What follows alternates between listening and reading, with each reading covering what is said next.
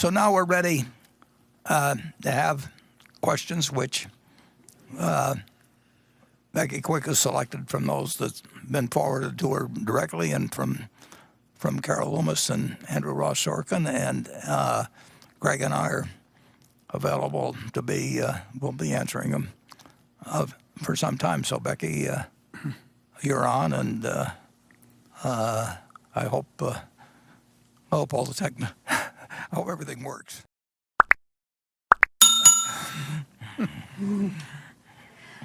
Yeah, Warren, I should tell you that since you put that address up on the screen, I've gotten more than 2,500 emails that have been coming in. So there is a lot of demand from shareholders wanting to get in and ask questions. And I'll ask some that we've compiled before and some that are coming in right now. The first question, though, comes from one that just came in based on the comments that you were actually saying. This is a question that comes from William Lewis. He said, please, did I understand correctly, Mr. Buffett, to say that Berkshire Hathaway sold its interests in 4 different airlines? And if so, can you name them? Can the names of those airlines be identified? Yeah, I wouldn't normally talk about it, but I think it requires an explanation, and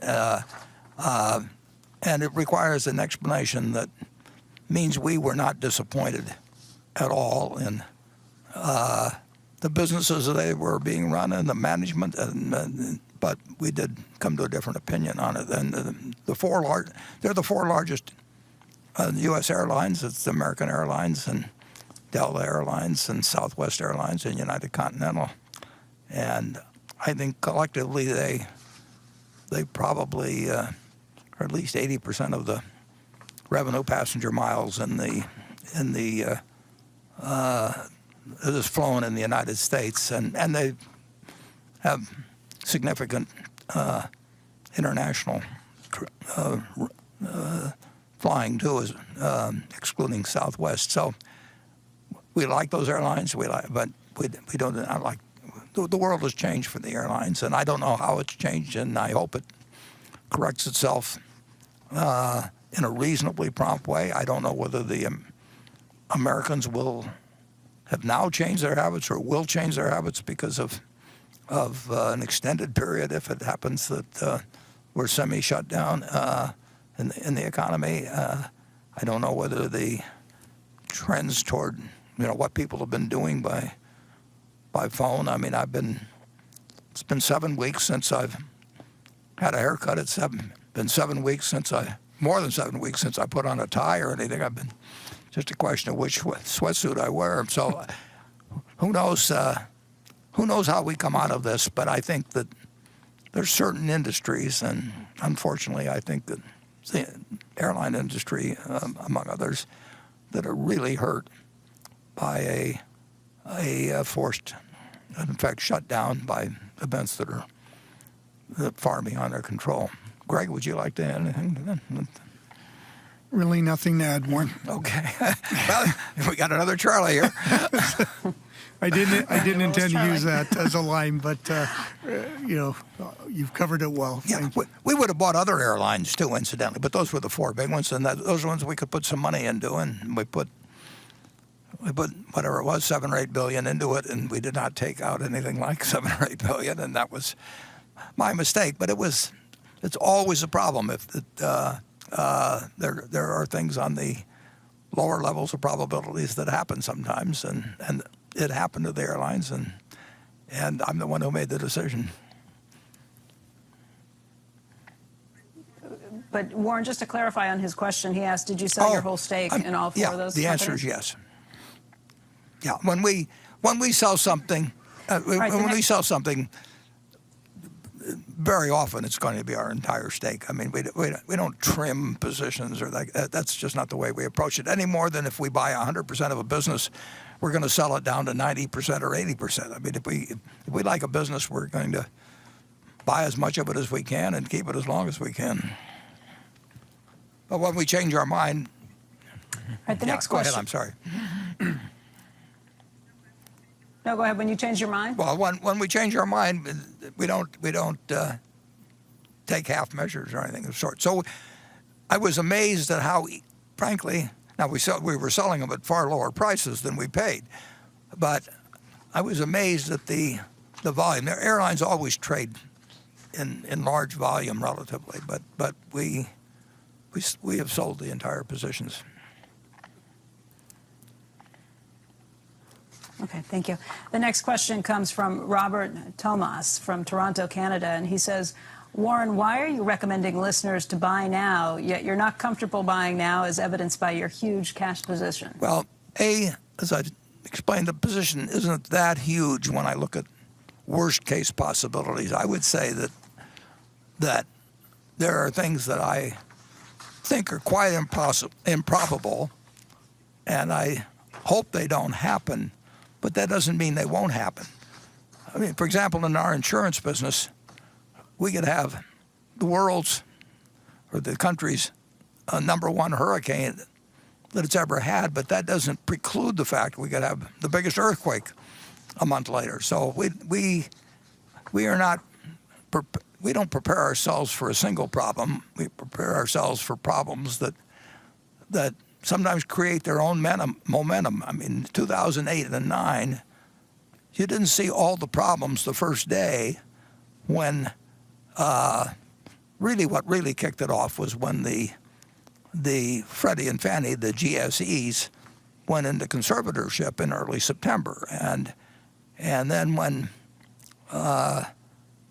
money market funds broke the buck, I mean, there are things that trip other things, and we take a very much a worst case scenario into mind that probably is a considerably worse case than most people do. So I don't look at it as huge, and I'm not recommending that people buy stocks today or tomorrow or next week or next month. I think it all depends on your circumstances, but you shouldn't buy stocks unless you expect, in my view, you expect to hold them for a very extended period, and you are prepared financially and psychologically to hold them the same way you would hold a farm and never look at a quote and never pay it. You don't need to pay attention to them. I mean, the main thing to do, and you're not going to pick the bottom, and nobody else can pick it for you or anything of the sort.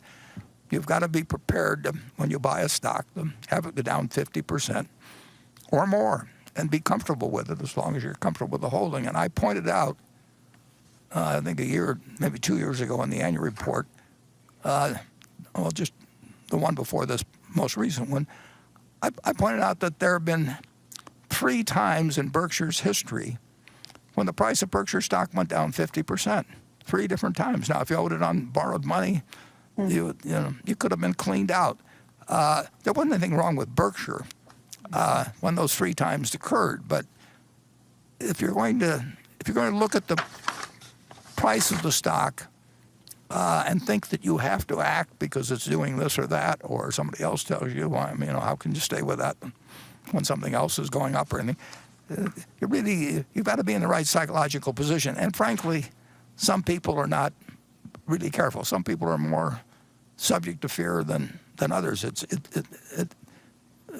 like the virus. It strikes some people with much greater ferocity than others, and fear is something I really never felt financially, but I don't think Charlie's felt it either. But some people can handle it psychologically. If you can't handle it psychologically, then you really shouldn't own stocks because you're going to buy and sell them at the wrong time. And you should not count on somebody else telling you this. You should do something you understand yourself.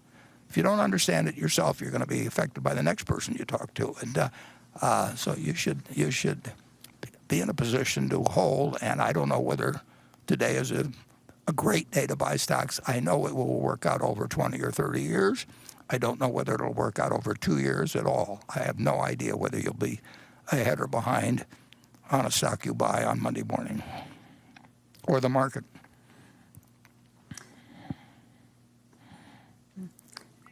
Warren, the next question comes from Scott Kelly, and he writes in based on the numbers you just put up. He said, what did you spend the $426 million on equities in April? Was that adding to existing positions, or was that initiating new positions? Well, I don't remember, to tell you the truth, but one thing you have to allow for, well, these are the figures for Berkshire Hathaway, and they include both Todd Combs and Ted Weschler managed significant sums of money.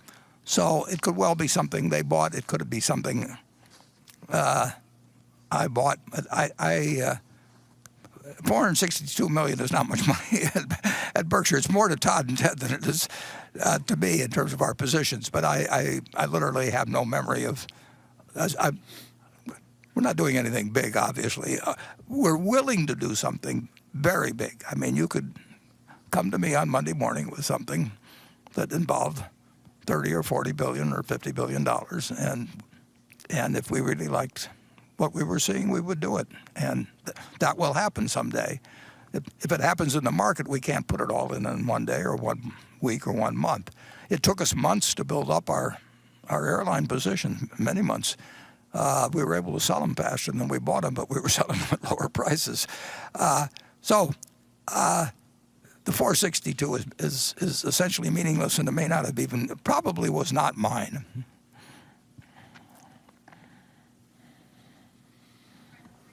All right, this next question comes from Lee Yandar, and his question is, in the last financial crisis, Berkshire acted as a lender of support for 8 different deals. Despite the injection of expensive capital through preferred stocks and securing warrants, these companies were in fact paying for the sign of confidence from Berkshire in the midst of a crisis, and that was invaluable. Today we have QE infinity, low interest rates, and hungry hedge funds. Even though the economy has deteriorated rapidly over the last few months, why have we not acted as a lender of support yet? Well, we haven't seen anything attractive. And frankly, it wasn't predicated on this, but the Federal Reserve did the right thing, and they did it very promptly, which they should have, and I salute them for it. But that means that that a lot of companies that needed money and probably should have done their financing a little earlier, but they're perfectly decent companies, got the chance to finance in huge ways in the last 5 weeks or thereabouts. I mean, it's set records. Some companies have come back twice. A number of very big companies that didn't bother to extend out their borrowings came a couple times. Berkshire actually raised some more money. We don't need it, but we'll I think it's still a good idea over time. And then there are some pretty marginal companies that have also had access to money. So there is no shortage of funds at rates which we would not invest at. We have not done anything because we don't see anything that attractive to do. Now that could change, very quickly, or it may not change. But in 2008 and 2009, the truth is, we weren't buying those things to make a statement to the world. They may have made a statement to the world to some extent, and I'm glad that they did if they did. But we made them because they seemed intelligent things to do, and markets were such that we didn't really have much competition. Now, it turned out that we would have been a lot better off if we'd waited 4 or 5 months to do similar things. So my timing was actually terrible in 2008 or 2009, but what was available was so attractive that even though my timing was terrible, we still came out okay, or a little bit better than okay. But it was not designed. What we did was not designed to make a statement. It was designed to take advantage of what we thought were very attractive terms, but they were terms that nobody else was willing to offer at that time because the market was in a state of panic. And the market in equities was in a state of panic for a short period of time when the virus broke out or spread to the United States, and it became apparent. And the debt market was frozen, or in the process of freezing, and that changed dramatically when the Fed acted, but who knows what happens next week or next month or next year. The Fed doesn't know. I don't know. And nobody knows. There's a lot of different scenarios that can play out. And under some scenarios, we'll spend a lot of money, and other scenarios, we won't. Greg, you've been watching what's been happening around Berkshire. Yeah, well, I think your comment on the Fed, Warren, because as you know, Interestingly, when it was first occurring, there were calls coming in, not the size of transactions we're interested in, nor companies we were inclined to act upon, but there was that general interest out there as people were in a difficult point in time, i.e. looking at their balance sheet and deciding what they were going to do. But the reality is those companies were not of interest. And post basically effectively March 23rd, the companies have been able to act. And Warren touched on it. At Berkshire Hathaway Energy, post the Fed action, we actually issued $4 billion of securities.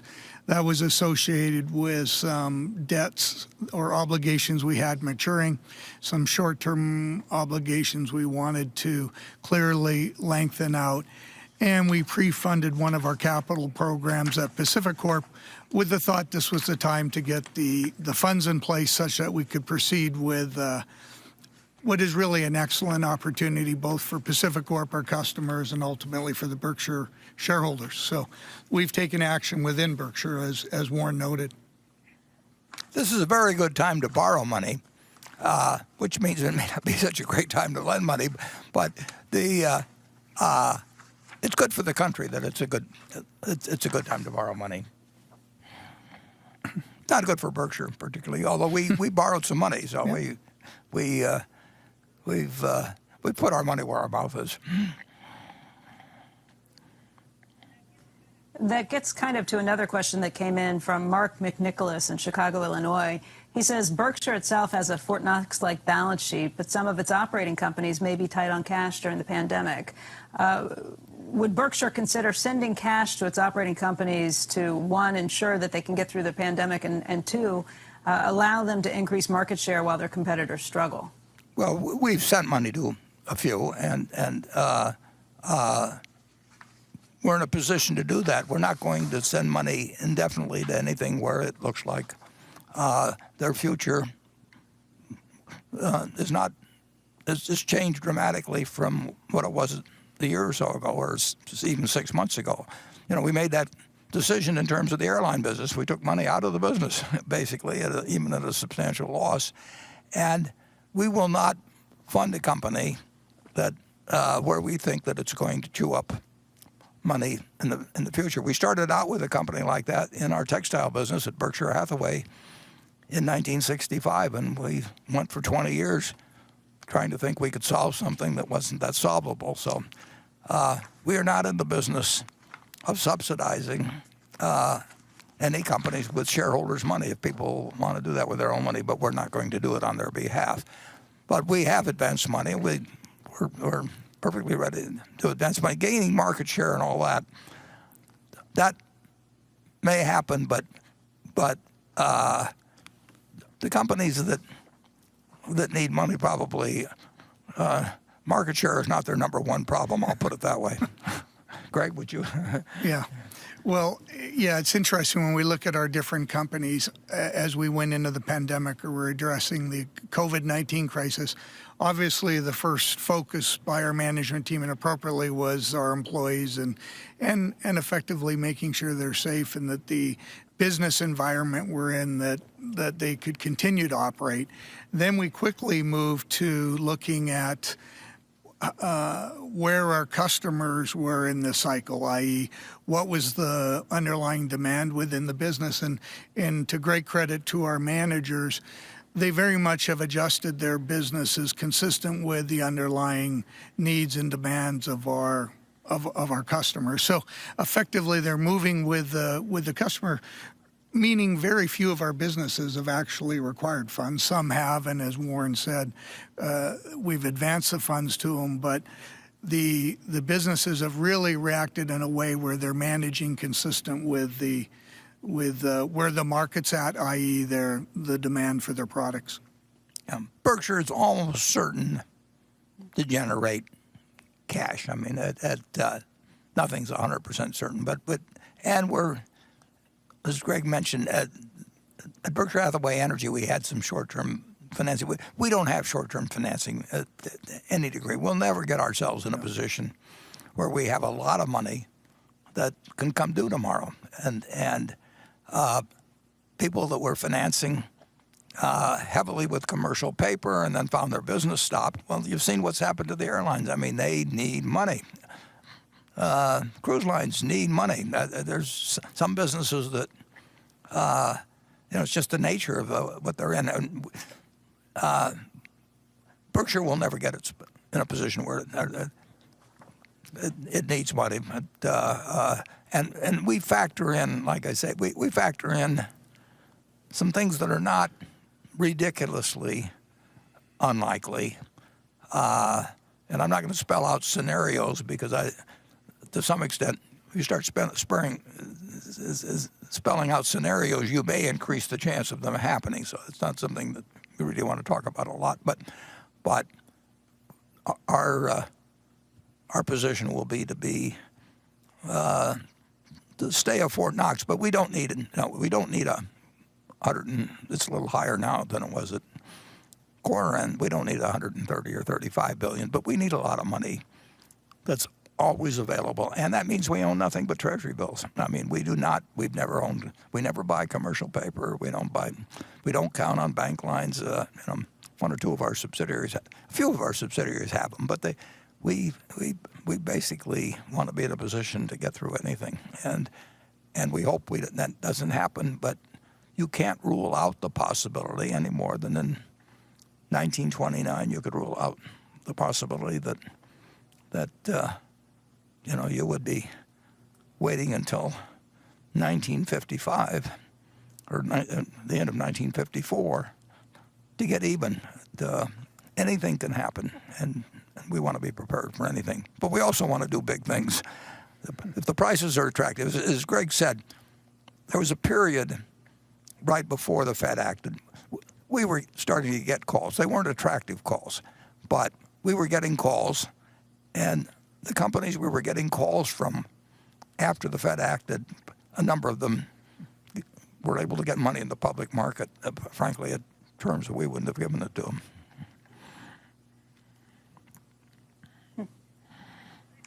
All right, this next question is one that, Greg, you actually touched on the answer to this to some extent, but maybe the two of you could expand on it. It comes from Richard Surser from Tucson, Arizona. He says, Berkshire's annual report indicated that Berkshire had 391,539 employees at the end of 2019. Which areas of our operations have already been hardest hit or will be by the coronavirus pandemic, and what are the implications for the continued employment of those people? Those people are employed in dozens and dozens of different industries, and there are a few industries that there's a fair likelihood that our employment could be reduced, but they're not large. I'm just thinking as I'm talking. I mean, it's not like we're in the some of the businesses that are, we're not in the hotel business or various aspects of travel and entertainment and all of that could really be changed in a very major way. So I don't see our employment. I'll put it this way: 5 years from now, I think Berkshire will be employing considerably more people, and I don't see where we'll have large dips. But the virus could take off in certain ways that in some of our manufacturing businesses, for example, the demand could be dramatically reduced, and in those cases we would have layoffs at some point. Greg? What I would add, Warren, is that as we are in the sort of crux of the pandemic, we're still dealing with it, so our businesses have adjusted. Some have had to adjust more. We have, if you look at Berkshire Hathaway Energy, for example, you can see U.S. electricity consumption's down 4%. That realistically doesn't impact that business in a significant way, and longer term will continue to grow that business. So even during the crisis, a relatively small impact to the business. But as Warren knows, we do have retailers that their doors are shut right now, be it our See's Candy, some of our jewelers, and at that point in time, we do adjust and adapt to the environment, i.e., we adjust our workforce. But equally, we do see, for example, Seas at a point our stores will reopen, and at that point we reemploy the folks. And overall, for Berkshire as a whole, as Warren said, 5 years from now, we see our employment numbers being far greater than they are today, in that we see great prospects within the operating businesses as a whole. Yeah, Seas is an interesting example because we've owned that since 1972. That's a long time, and we love it, and we continue to love it. And I have a box here of our peanut brittle, and I've got another box of fudge right here, and I'll probably take them all home and not share with Greg. But we were in the midst of our Easter season, and Easter is a big sales period for Seas, and I don't know whether we were halfway through, but we weren't halfway through in terms of the volume that's going to be delivered because it comes toward the end. And essentially we were shut down, and we remain shut down. The malls that we've got 220 or so retail stores, and we've got a lot of when Furniture Mart sells our candy, but the Furniture Mart's closed down. And so Seas business stopped. And it's a very seasonal business to start with, so we have a lot of seasonal workers, too, that come in, particularly for the Christmas season. But we have a lot of Easter candy. Easter candy is kind of specialized, too, so we won't sell it. And we produced a good bit of it, and we couldn't ship it, and we couldn't put it in stores, and there's some of that's going on, and of course Greg does all the work on those sort of situations, and our managers are terrific, of course, in dealing with it. But this is a very, very unusual period, and like I say, a few years from now, I think Berkshire will be employing more people than 395,000. Over the years, we started with 2,000 at the textile business, and we still got the same playbook.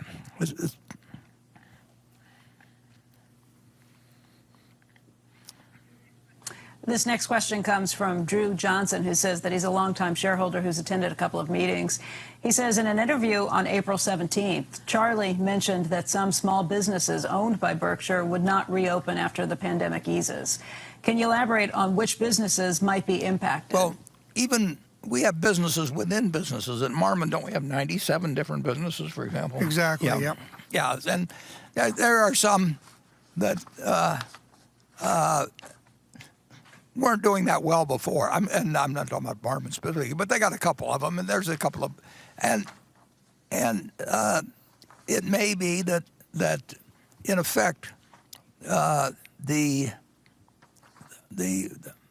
what's happened in the last couple of months has accelerated the decline of those businesses, or their customers are developing different habits. I mean, people are developing different habits in retail. There's no question about that. Now, that doesn't mean we haven't got a bunch of good retail businesses, but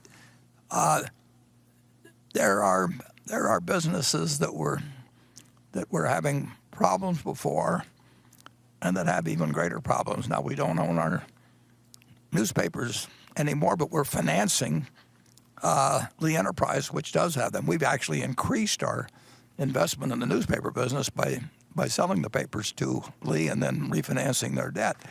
And the newspaper business was having plenty of problems with both circulation and advertising before the virus came along, but advertising declines every place have accelerated fairly dramatically. And when the automobile industry stops, the auto dealers don't advertise as much. It's made certain businesses that were tough before even tougher now, and there will be in management of at least one of the subsidiaries has suggested to us, and so there'll be some changes at a few businesses, but they're very small businesses.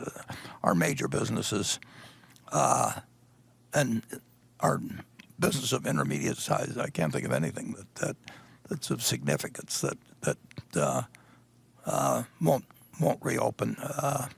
But it won't be any fun with the businesses where the world has really changed. You're seeing a lot of change. If you own a shopping center, you've got a bunch of tenants that don't want to pay you right now. We don't, and the supply and demand for retail space may change fairly significantly. The supply and demand for office space may change significantly. A lot of people have learned that they can work at home, or that there's other methods of conducting their business than they might have thought that from what they were doing a couple of years ago. And when change happens in the world, you adjust to it. Yeah, I think go ahead. Becky, I think Greg won. Yeah. Oh, Well, sorry, I Greg. was just going to add Go on ahead, the Greg. Marmon example, our 97 companies there. For example, we have a food service group which sells equipment to a variety of the restaurants. We have a few businesses that realistically were challenged when the industry was performing really well. And as we come out of the crisis, their economic prospects aren't going to be better. And in fairness to the teams and the employees in there, they understand that and they're working through it. And there'll be other opportunities potentially within the company, within Marmon and things like that. But there's a very specific answer or example relative to the question. This next question is a follow-up on that. It comes from Chris Freed of Philadelphia. And he says it's been a long-term policy of Berkshire to not sell or close any ongoing subsidiaries as long as their business prospects weren't a money hole.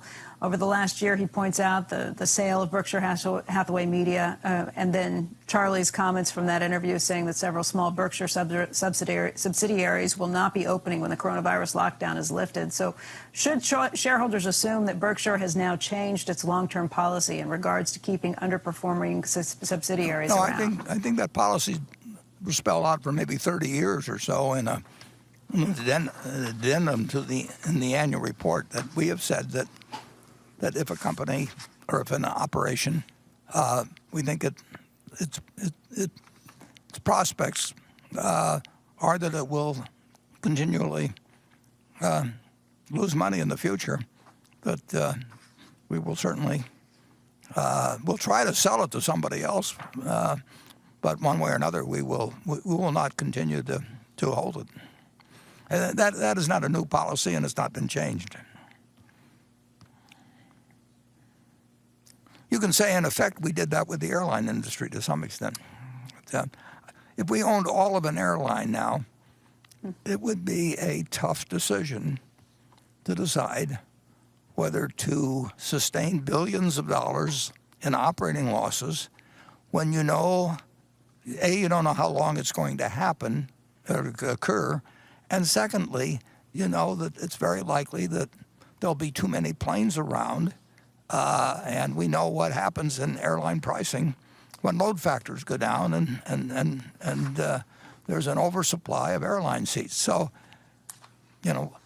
we didn't have to make that decision in terms of our own operation on it, but we did make a decision that's a very tough management decision to make. And the government, of course, they've had the first wave of financing for the airlines, but to the airlines' credit, they have very aggressively raised money. I mean, it's amazing to me what a good job they've done of that.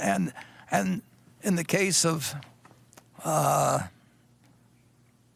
think in the case of two of them, but there may be more coming, they've raised equity money too. I mean, they are saying to the debt holders and investors, you've got to put more money into this business if we're going to be able to continue. And the government's done it, and private sources have done it, and it's exactly the right thing for the managements to be doing. But whether it makes sense, we'll find out for the investors.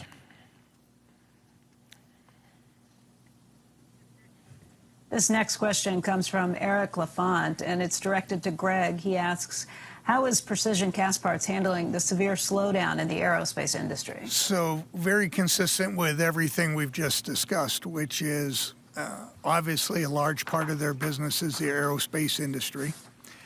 And it can really be broken into three areas as we do in our queue, but two are being impacted. The defense contract business remains very sound and strong within Precision Castparts. But if you look at the large body aircraft, the aircraft that they use within the regional jets, that business will move directly with the demand there and the jets that are ordered longer term. So Precision Castparts is literally as we speak, continuing to adjust their business relative to the demand that would come out of Boeing. They would be having weekly calls with Boeing, recognizing what are the production orders there and adjusting the business accordingly. Boeing raised $25 billion just a day or two ago, and they raised $14 billion before that, and a year ago they felt they were in a fine cash position, and I understand how all that happened.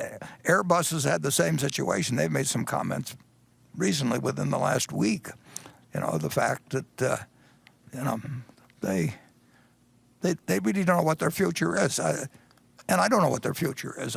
We're gonna have aircraft in this country. We're gonna be flying, but the real question is whether you need a lot of new planes or not, and when you're likely to need them, and it affects a lot of people, and it certainly affects Precision Castparts. It affects General Electric. It obviously affects Boeing, and it is a blow to essentially have your demand dry up, and it goes up in the chain, and the aircraft manufacturers didn't bring it on themselves. The airlines didn't bring it on themselves. Precision Castparts didn't bring it on itself. General Electric didn't. It's basically that we shut off air travel in this country, and what that does to people's habits, how they behave in the future, it's just hard to evaluate. I don't know the answer, but we do know that it will have an effect on Precision Castparts, and how severe it will be, it depends on the same sort of variables that are hitting Boeing and you name the company in aircrafts. And aircraft's a big business. And this country's good at it, incidentally, too. I mean, if you think about Boeing, it is one hell of a company, and it's important. It's a huge exporter, and it affects a lot of jobs, and some of them are with us. And we hope for the best, and we wish everybody the best, obviously, and we wish ourselves the best in it. But part of it is certainly out of our control. Right.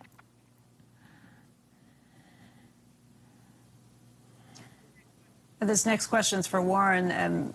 Do you think Geico will experience unusually high profitability in 2020 due to the reduced amount of driving, even after giving customers a 15% credit? Well, we have promised to give our customers, at Geico, we're the second largest auto insurance company, and different auto insurers are handling a sharing of the better experience with their policyholders in different ways. Our plan will deliver back $2.5 billion roughly or so in recognizing the reduced frequency of accidents during this period. What we don't know is how long this will continue. I mean, people want to drive their cars still, but conditions have reduced that driving dramatically, obviously. Now, we have instituted a program that runs saving people money for 6 months, and so far other people have largely been 2 months, but some of them have given a little more for those 2 months than we give per month. Our total is the greatest at $2.5 billion, and in addition to that, we and all the others in the industry, it's not just Geico, we've also and insurance commissioners in many cases, I believe, have required it, but we have we give people more time to pay if they aren't paying. And if they cancel their policy or if they don't end up paying us, we've in effect giving them free insurance during that period. And the delay in payments is obviously increased. Delay of payments on, if you got a shopping center getting rent, the delay in payments is what happens during a period like this. And that will be a significant cost to us. We don't know how significant will be. There will be more uninsured motorists driving, and they cause a disproportionate amount of accidents. And so there's a lot of variables. We made our best guess as to what we're going to do to reflect the current reduced accidents in our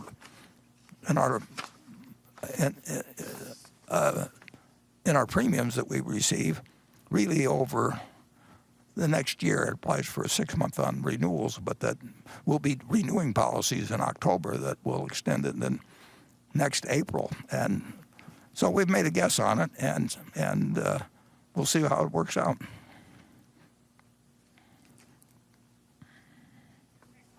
This next question comes from Steven Stoller. He's a shareholder in Atlanta, Georgia, and he says, would you please help us understand the effects of COVID-19 on our insurance businesses? Other insurance companies have reported losses from boosting reserves for future insurance claims that they expect to be paying as a result of coronavirus.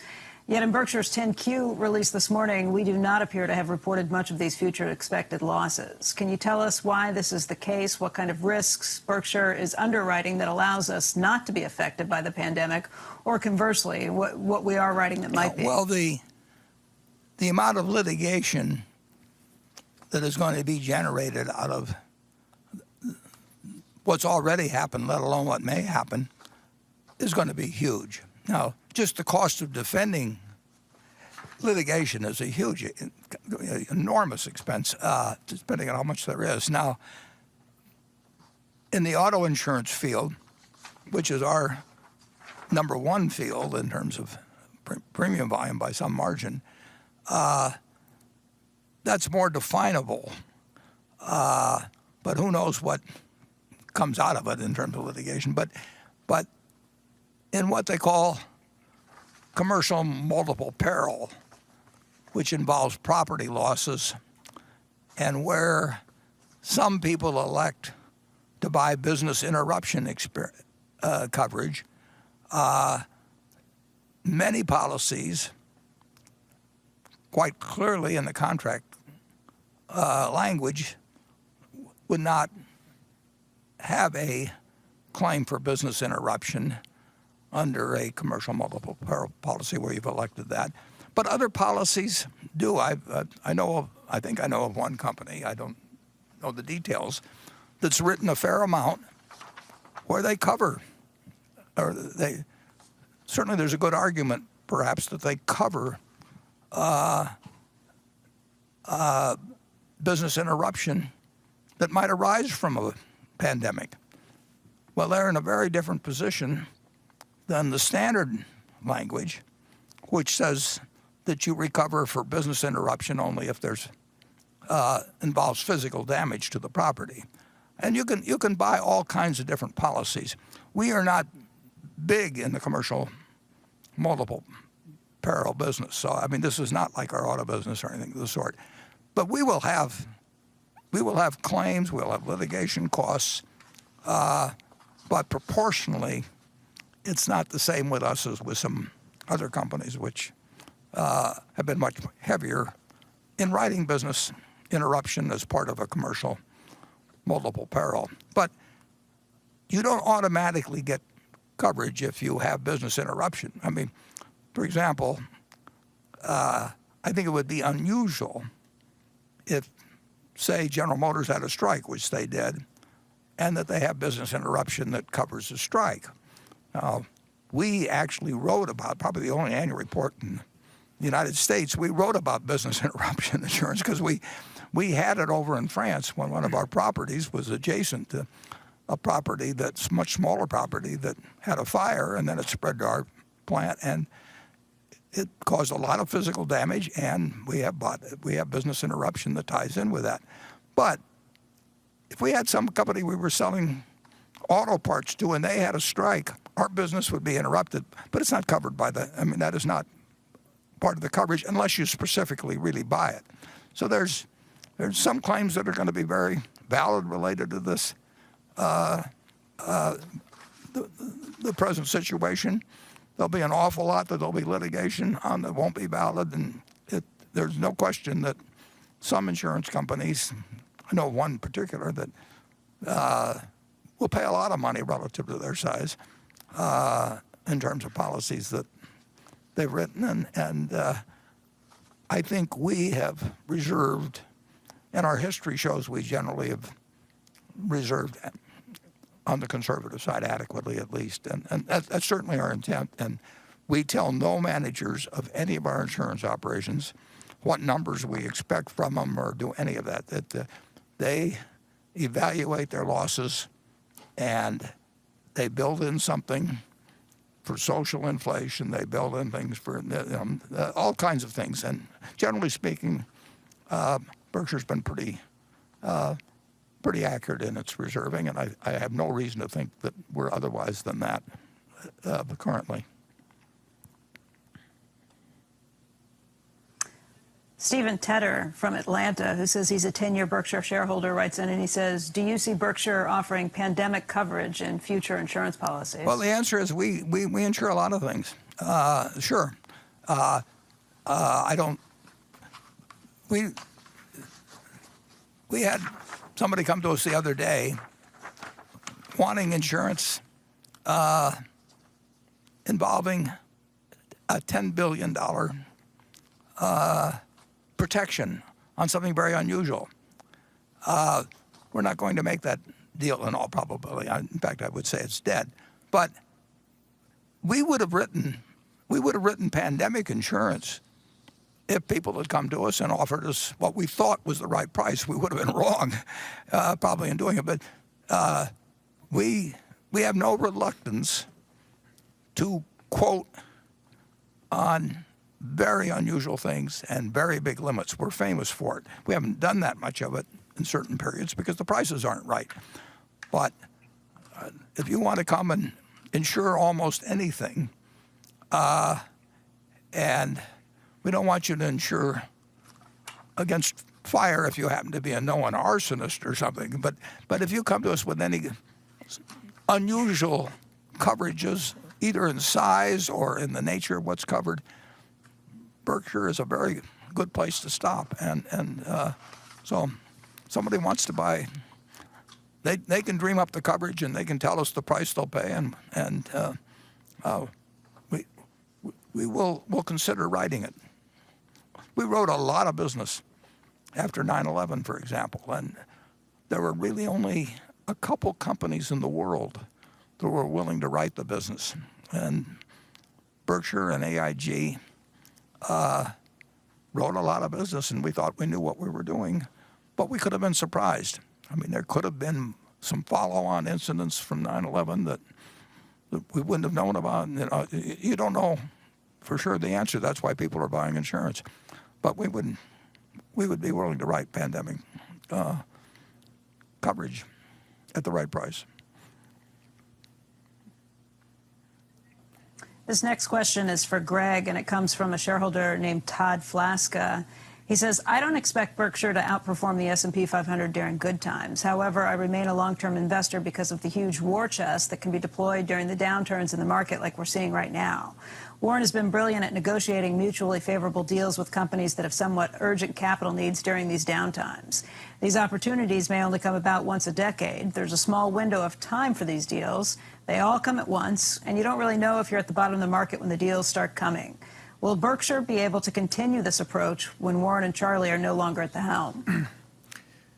I fundamentally, without Warren and Charlie at the helm, I don't see the culture of Berkshire changing. I don't see our ability, which a large part of that is having the business acumen to understand the transaction, the economic prospects, and then the ability to act quickly. I really don't see that changing as we evolve. Listen, there's no one better than Warren and Charlie, but equally, we've got a talented team in Berkshire, both at the Berkshire level and within our managers that can obviously look at opportunities too very quickly. But, the reality is it's a huge advantage we have right now, and we would clearly want to be in a position to maintain that position of strength. Warren? Yeah, we will maintain it, and we not only have it with the managers in some cases, not all cases by a long shot, but in some cases we have managers that will occasionally come up with something that can be quite attractive. But between Greg and Todd and Ted, we've got 3 extraordinarily good minds in terms of allocating capital. And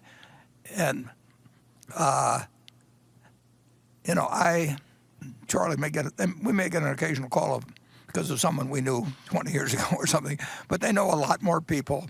They've got a lot more energy, and their minds work the same way as ours have in the past. So I think it could very well be a significant improvement when the 3 of them are thinking about capital allocation than when Charlie and I are now, and particularly now that he's found Zoom.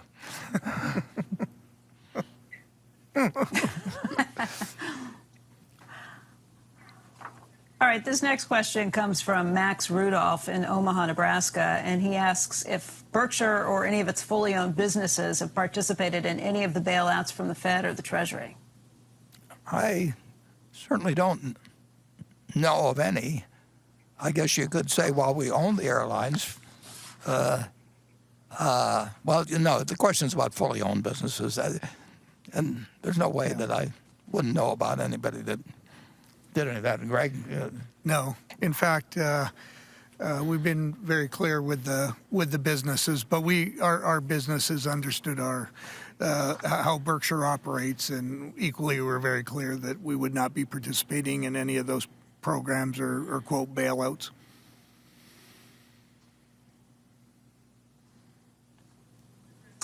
This is a similarly related question. It comes from Seth Frieden, who says, as a long-term shareholder of Berkshire B shares, would like to know Warren's viewpoint around smaller holdings, specifically Oriental Trading Company and Nebraska Furniture Mart that are based in your hometown of Omaha. He imagines that those smaller business units have been adversely impacted by COVID shelter-in-place mandates. So would like to know if Oriental Trading or other small business units applied for PPP loans or participated in those acts. And if they didn't qualify for a loan or didn't participate, then how will Berkshire support those smaller businesses to make sure that they can continue to employ their employees? Yeah, well, to my knowledge, none of them have gone in for government money, and the 2 that are mentioned, I don't like to get into specific companies, but I can assure you that the Nebraska Furniture Mart and Oriental Trading, in my view, have a fine future. But I don't want to go down the list, obviously, of every single company, because some of them I don't know the answer to. We actually decided some time ago that our newspapers would have a much better chance of surviving if they were run as part of Lee than if we ran them independently. And as I said earlier, we actually put considerably more money. We probably put more money in the newspaper business than virtually anybody in the country in the last 6 months, because we took over a loan that would have been a problem in the year, whatever it might have been, maybe a year and a half. And we enabled them to just deal with one lender rather than a group. And they are doing a better job with the newspapers than we would do. And that's always our preference. If we've got a business that does not have, looks like it is not going to sustain itself over time in our hands, if we can find somebody else that we think will do a better job, we'd love to have them run it. So if we have a problem business, we would prefer to find somebody that thinks they can do a better job and probably can do a better job of running it than we can. But some businesses just disappear. We started with the textile business. We started a company called Diversified Retailing, which merged into Berkshire, became part of Berkshire, and it started with a department store in Baltimore. And department stores looked good in 1966, but the world has gone against them. And we had a trading stamp business at one time, and we stayed longer than anybody else. But the world left trading stamps behind her, and that's going to happen with some businesses. That's capitalism, and it will happen to some Berkshire businesses over the next 10 years, the next 50 years. We think we'll find more of them that will grow, and net that Berkshire will grow. But we do not think, if you own a great many businesses, that everyone is destined for success. That's why I suggest to people they buy an index fund. I do not, with the exception of Berkshire, I would not want to put all my money in any one company, although there's a few I wouldn't mind being very close to that. But I don't think, you get surprises in this world, and there will be businesses that we think are very good that turn out not to be so good, and there will be other businesses that turn out better than we think, and it's up to the world to judge our batting average over time. Greg? Yeah. Well, I would just add and echo again that when it comes to the PPP loans, we're not aware of any of our businesses taking them, and as I said, we encouraged them if they were ever thinking that there was going to be a dialogue, and we're not aware of any businesses pursuing them. I would also just add that when you look at our businesses as we went into the crisis, they responded very well. So as we look at our businesses, and Warren touched on this, our large businesses, our mid-sized businesses, and even as you go down from there, they're in very sound shape as we go through the pandemic and are really preparing to emerge now. So they're evaluating, listen, they're going to have a different customer. There's going to be different consumer behaviors, how our employees work. A lot of them work at home now. Does that make sense? And the communities we're operating in have all changed, but we're literally moving from the point of, okay, we're making it through the crisis and really planning to reemerge now. And I would say our businesses are in an extremely sound place. We don't know when this next question. Well, I was just going to say, but we don't know. We don't know how long this period lasts, and nobody knows. We don't know whether most people think, and they know more about it than I do, that the virus will, to some extent, decline in its spread during summer months. And I would say a good many think that it will come back at some later date. And how the American public reacts if they get their hopes up through some reopening, some through some summer diminution, and how they would react to a second attack in effect by the virus. It's like Dr. Fauci, the virus is going to determine our behavior. And we're doing a lot of smart things, and we've got a lot of very smart people, but there are unknowns, and the unknowns that apply to the health aspect create unknowns in the economy, and we'll have to keep evaluating things as we go along.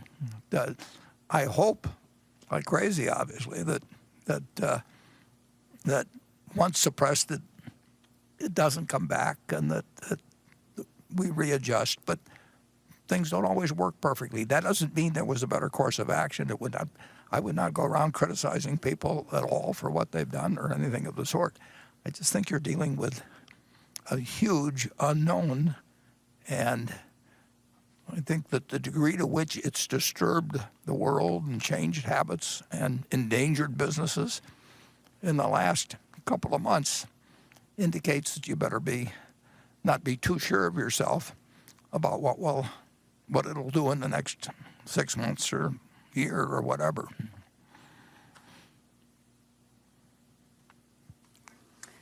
Warren, a moment ago you mentioned that you still are recommending that people invest in an S&P 500 index fund.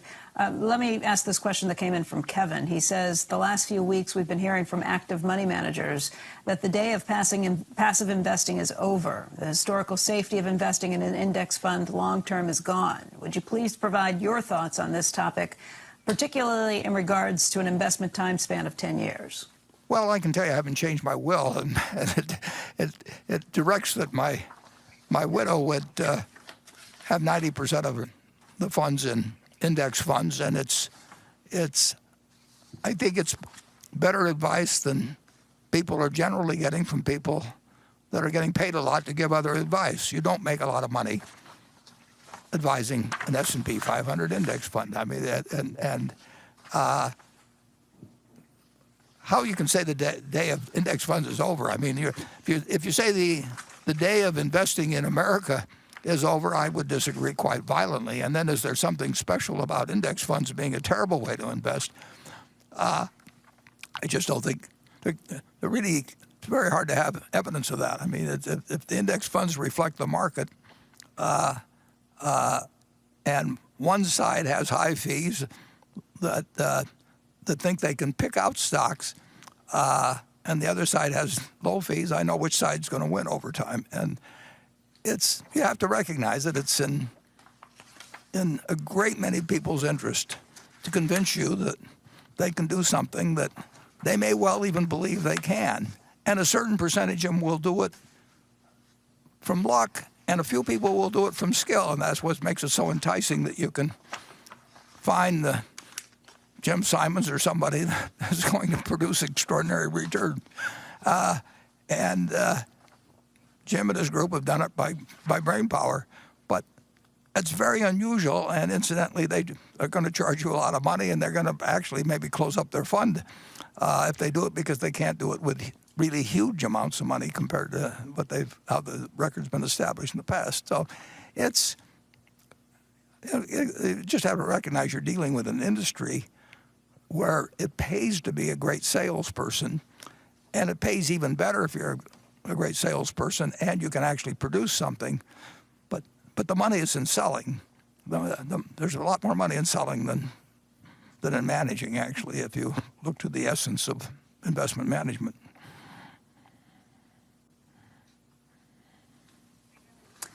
I got a number of variations on this next question, some more polite than others. This one's right about down the middle. But this is from Mark Blakely, who writes in from Tulsa, Oklahoma, and he says, like many, I'm a proud Berkshire Hathaway shareholder. However, in comparing the performance of Berkshire with the S&P 500 over the last 5, 10, or 15 years, I've been disappointed in Berkshire's underperformance. Even year to date, Berkshire is trailing the S&P 500 by 8%. To what would you attribute Berkshire's underperformance? Well, I can't imagine ever selling my Berkshire stock. At some point, money is money. Well, I agree with everything that I forget his name, but said. I mean, the truth is that I recommend the S&P 500 to people, and I happen to believe that Berkshire is about as sound as any single investment can be in terms of earning reasonable returns over time. But I would not want to bet my life on whether we beat the S&P 500 over the next 10 years. I think I obviously think there's a reasonable chance of doing it, and we've had periods, I don't know how many out of the 50, 55 years we've been doing it, or I don't know how many we've beaten or not. I mentioned earlier that 1954 was my best year, but I was working absolutely with peanuts, unfortunately. And I think if you work with small sums of money, I think there is some chance of a few people that really do bring something to the game. But I think it's very, very hard for anybody to identify them. And I think that when they work with large funds, it gets tougher. And it's certainly gotten tougher for us with larger funds. And I would make no promise to anybody that we will do better than the S&P 500. But what I will promise them is that I've got 99% of my money in Berkshire, and most members of my family are May not be quite that extreme, but they're close to it. And I do care about what happens to Berkshire over the long period, about as much as anybody could care about it. But caring doesn't guarantee results. It does guarantee attention. But, Greg? Well, I would agree, Warren, that there's never guarantees, but when I look at the assets we have in place and the teams that are in place, i.e., you're committed to Berkshire, but we have dedicated teams that equally are dedicated to Berkshire, and they're sure going to give it their best effort every day. And when I look at the assets and the people, I think we have, as you said, you can't guarantee it, but we have a great chance of sure giving a good effort to outperform it. It's hard to imagine getting a terrible result with Berkshire, but anything can happen. And what I do know is it would be easier to be running $5 million than our book net worth at Berkshire at the quarter end, I think, was 370 some billion, which is down, but it's still greater than the book net worth of any corporation in the United States. It's probably, maybe there's some federal corporation that has more, but in terms of it may be the greatest in the world. I'm not sure. When I would and that makes life difficult in some ways too. Right, and the potential of our operating businesses are substantial. When you think, we've talked about energy, you touched on it, that infrastructure is continuing to change. We're ready for $100 billion of investment opportunities there. If we just look at the business over the next 10 years and the infrastructure that's required and how it's changing, substantial investments there, that just tell me we have very good prospects. And we're well positioned to pursue them. Which again, to me, when you look at our core businesses, you touched on them: Burlington, the insurance, and energy. It's tough. Our downside is very nicely protected. We have three really core great businesses. Yeah, and we're better positioned than anybody in the energy business. Just because we don't have dividend requirements, we've retained $28 billion of earnings over 20 years. That you can't do it if you run a normal public company. And we've got a huge appetite, and the country needs it. The world needs it, and we are a very, very logical, well-structured, well-managed, I would say, because it doesn't involve me, company to participate in just huge requirements around the world. Now, they're slow and they involve governments and state governments, and there's a lot of. It's not anything that happens dramatically. It will happen, and Berkshire should participate in a huge way. We can do things in insurance nobody else can do. That doesn't mean much many times, but occasionally it may be important. So there are some advantages to size and strength, but there are disadvantages to size too. If we find some great opportunity that for $1 billion to double our money, that's $1 billion pre-tax, and that's $790 million after tax, and on a market value of $450 billion or whatever it may be, it doesn't amount to much, unfortunately. We'll still try and do it if we can. Yeah. Hey, Warren, I want to ask this question that came in because I think some people may have had a misinterpretation about something you said a few minutes ago. This is the benefit of being able to get these questions real time. But a few moments ago, you were talking about the people at the company who will be allocating capital after you and Charlie are no longer doing it. And you mentioned that you've got Todd, Ted, and Greg all doing that. But I've gotten a few questions that read similar to this. This one's from Edward Papula in New York City, who says, "Dear Warren, I noticed you didn't mention Ajit Jain when you reeled off your list of future management. Is he out of the picture?" Well, Ajit is not in the capital allocation business. He is the best. Well, he's got one of the best minds in the world. I mean, I wrote his father after he worked for us for a few years. I wrote him again the other day, but 20 years ago I wrote him and I said, if you've got another son like this, send him over from India because we'll own the world then. No, Ajit is one of a kind. Anybody will tell you that's had any contact with him and particularly anybody in the insurance business where they know him well, he is absolutely one of a kind. But his job is not capital allocation, it's evaluating insurance risk. And that is he possesses a rare talent, and he has a huge capital backing to do it. So he's an incredible asset. But Greg and Todd and Ted have been in the asset allocation business in a big way for a long time. That's their game, and Ajit's game is insurance. So that's why I mentioned those three. And incidentally, while Charlie and I are around, we kind of like capital allocation ourselves. So we're not going anyplace voluntarily, but we probably will go someplace involuntarily before that long. Charlie's in good health, incidentally. I'm in good health. Greg, let me ask you one of these capital allocation questions. This one comes from Matt Leibel, and he says, Berkshire directed 46% of capital expenditure in 2019 to Berkshire Hathaway Energy. Can you walk us through with round numbers how you think differences in CapEx spending versus economic depreciation versus GAAP depreciation, and help explain the time frame over which we should recognize the contracted return on equity from these large investments as we are shareholders as we as shareholders are making in Berkshire Hathaway Energy? Right. So when we look at Berkshire Hathaway Energy and their capital programs, we try to really look at it as it was highlighted, really in a couple different packages. One, what does it actually require to maintain the existing assets for the next 10, 20, 30 years?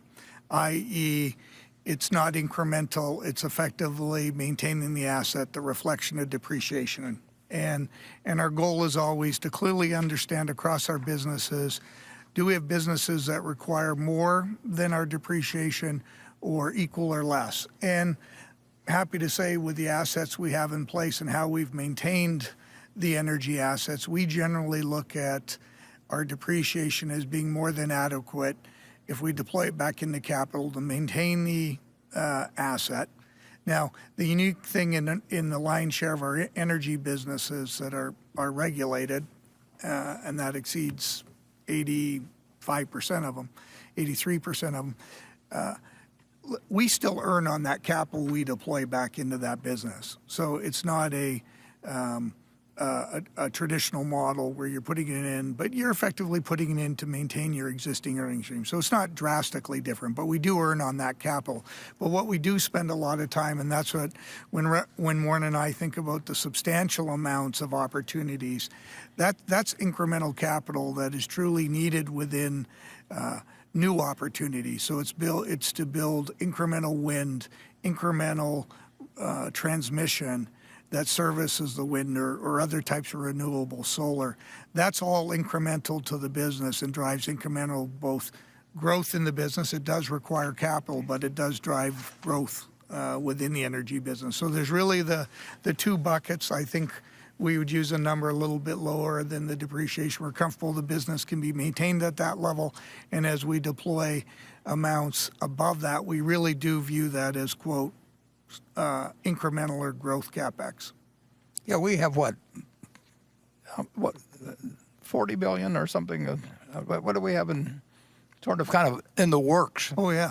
So we have basically, as Warren's highlighting, 40 billion in the works of capital. That's over the next effectively 9 years, 10-year period. Approximately half of that we would view as maintaining our assets. A little more than half of it's truly incremental, those are known projects we're going to move forward with. And I would be happy to report we probably have another 30 billion that aren't far off of becoming real opportunities in that business. Now, as Warren said, that takes a lot of time, it's a lot of work. The transmission projects, for example, we're finishing in 2020. Were initiated in 2008 when we bought Pacific Corp. I remember working on that transmission plan, putting it together, thinking 6 to 8 years from now we'll have them in operation. 12 years later, and over that period of time we earn on that capital. We have invested, and then when it comes into service, we earn on the whole amount. So we're very pleased with the opportunity, but we plant a lot of seeds, put it that way. Yeah, and these are not. It's not like they're super high return thing, but they're decent returns and over time, and we're almost uniquely situated to deploy the capital as opposed. I mean, you could have government entities do it too, but in terms of the private enterprise, and they take a long time. They earn decent returns. I've always said about the energy business, it's not a way to get real rich, but it's a way to stay real rich. And we will deploy a lot of money at decent returns, not super returns. And you shouldn't earn super returns on that sort of thing. I mean, it does. You are getting rights to do certain things that governmental authorities are authorizing, and they should protect consumers, but they also should protect people that put up the capital. And it's worked now for 20 years, and it's got a long runway ahead.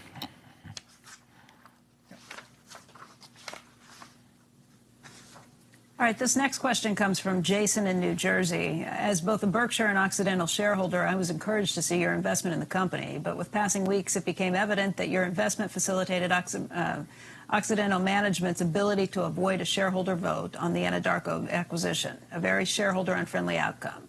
This deal proved to be irresponsible and expensive from an Oxy perspective, and ultimately very value-destructive for Oxy shareholders. In my view, it also permanently hurt Berkshire's reputation in the marketplace. Please comment on this unfortunate outcome and tell me why Oxy shareholders and other market observers shouldn't feel this way. Well, we said right from the beginning, although we didn't certainly expect the degree to of what's happened. We said essentially when you buy into an a huge oil production company, how it works out is going to depend on the price of oil to a great extent. It's not going to be your geological home runs or super mistakes or anything like that. It is a investment that depends on the price of oil. And when oil goes to minus $37, it's happened the other day for I guess it was the May contract. That's off the chart, and if you own oil, you should only own oil if you expect these prices to go up significantly. I don't know whether they'll go up significantly or not. We're in the transaction.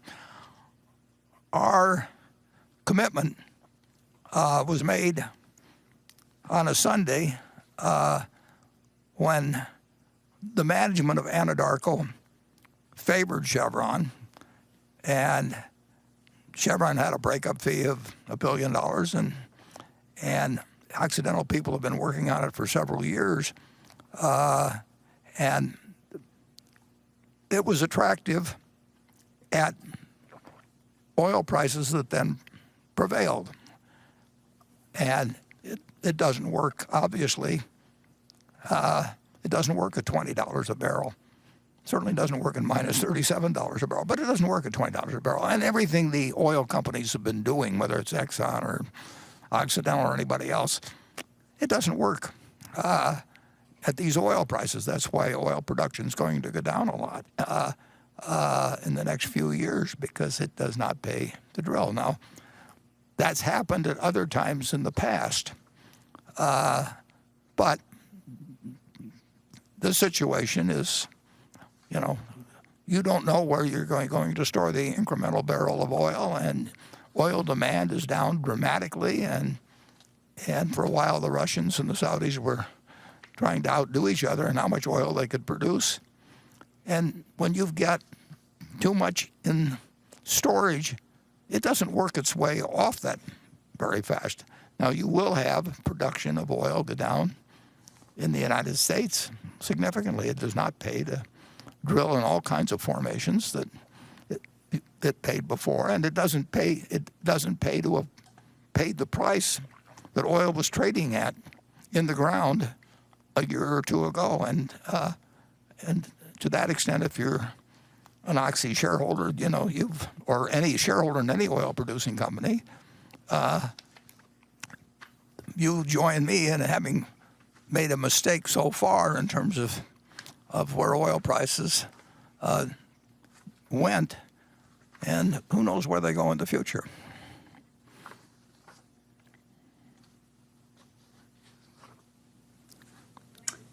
Let me follow up with this one then. This one comes in from Manish Bal, who says, is there a risk of permanent loss of capital in the oil equity investments? Well, there certainly is. There's no question. If oil stays at these prices, there's going to be a lot of money, a whole lot of money, and it'll extend to bank loans, and it'll affect the banking industry to some degree. Not it doesn't destroy them or anything, but there's a lot of money that's been invested that was not invested based on a $17 or $20 or $25 price for WTI, West Texas Intermediate oil, and but you can do the same thing in copper.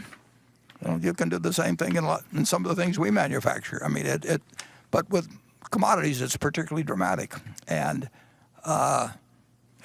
farmers have been getting lousy prices, but to some extent the government subsidizes them. I'm all for it, actually. But if you're an oil producer, you take your chances on future prices, unless you want to sell a lot of futures forward. Oxy actually did sell 300,000 barrels a day of puts, in effect, that or they bought puts, and sold calls, in effect, to match it, and they were protected on at $10 for a layer of $10 a barrel on 300,000 barrels a day, but you're really buying, when you buy oil, you're betting on oil prices over time and over a long time, and oil prices, there's risk, and the risk is being realized by oil producers as we speak. There will be, if these prices prevail, there will be a lot of bad loans and energy loans or bad debts in energy loans. And if there are bad debts in energy loans, you can imagine what happens to the equity holders. So yes, there's risk.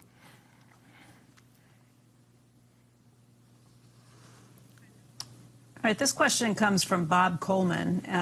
He says, Warren, could you bring us up to date with the status of your equity put contracts?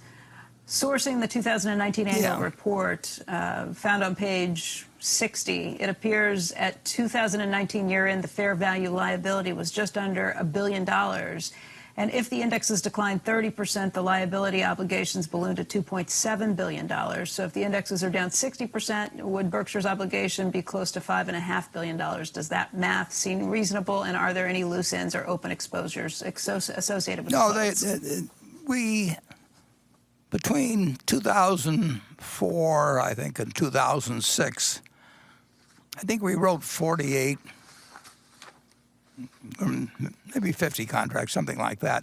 The shortest was 15 years.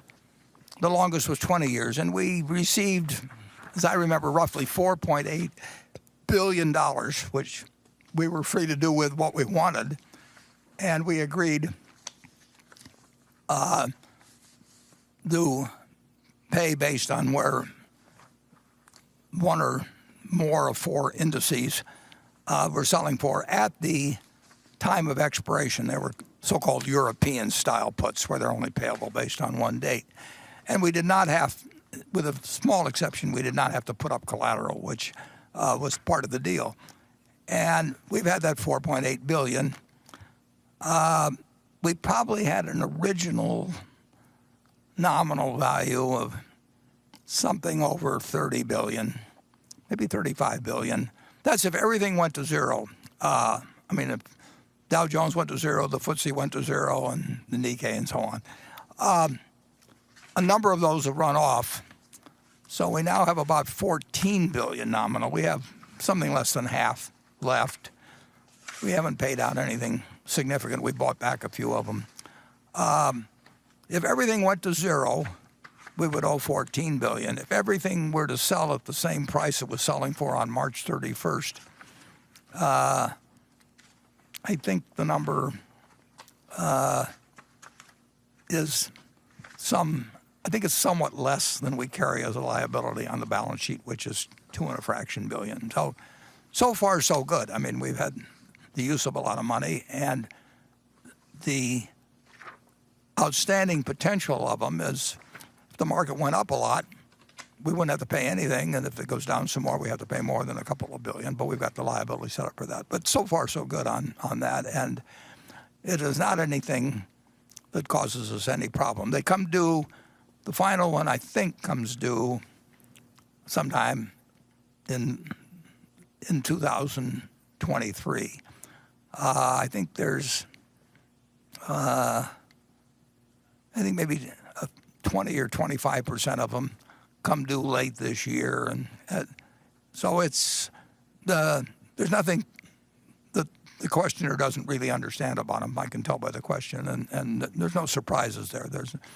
There's no way that some liability could double up on us except based on except relating to where those indices close at the expiration of a group of different puts, which, like I say, have been more than cut in half, and we've done very well on it. Key to that. Warren, you mentioned a few minutes ago that you... Well, I was just going to say, go key ahead. to that Go ahead, Warren.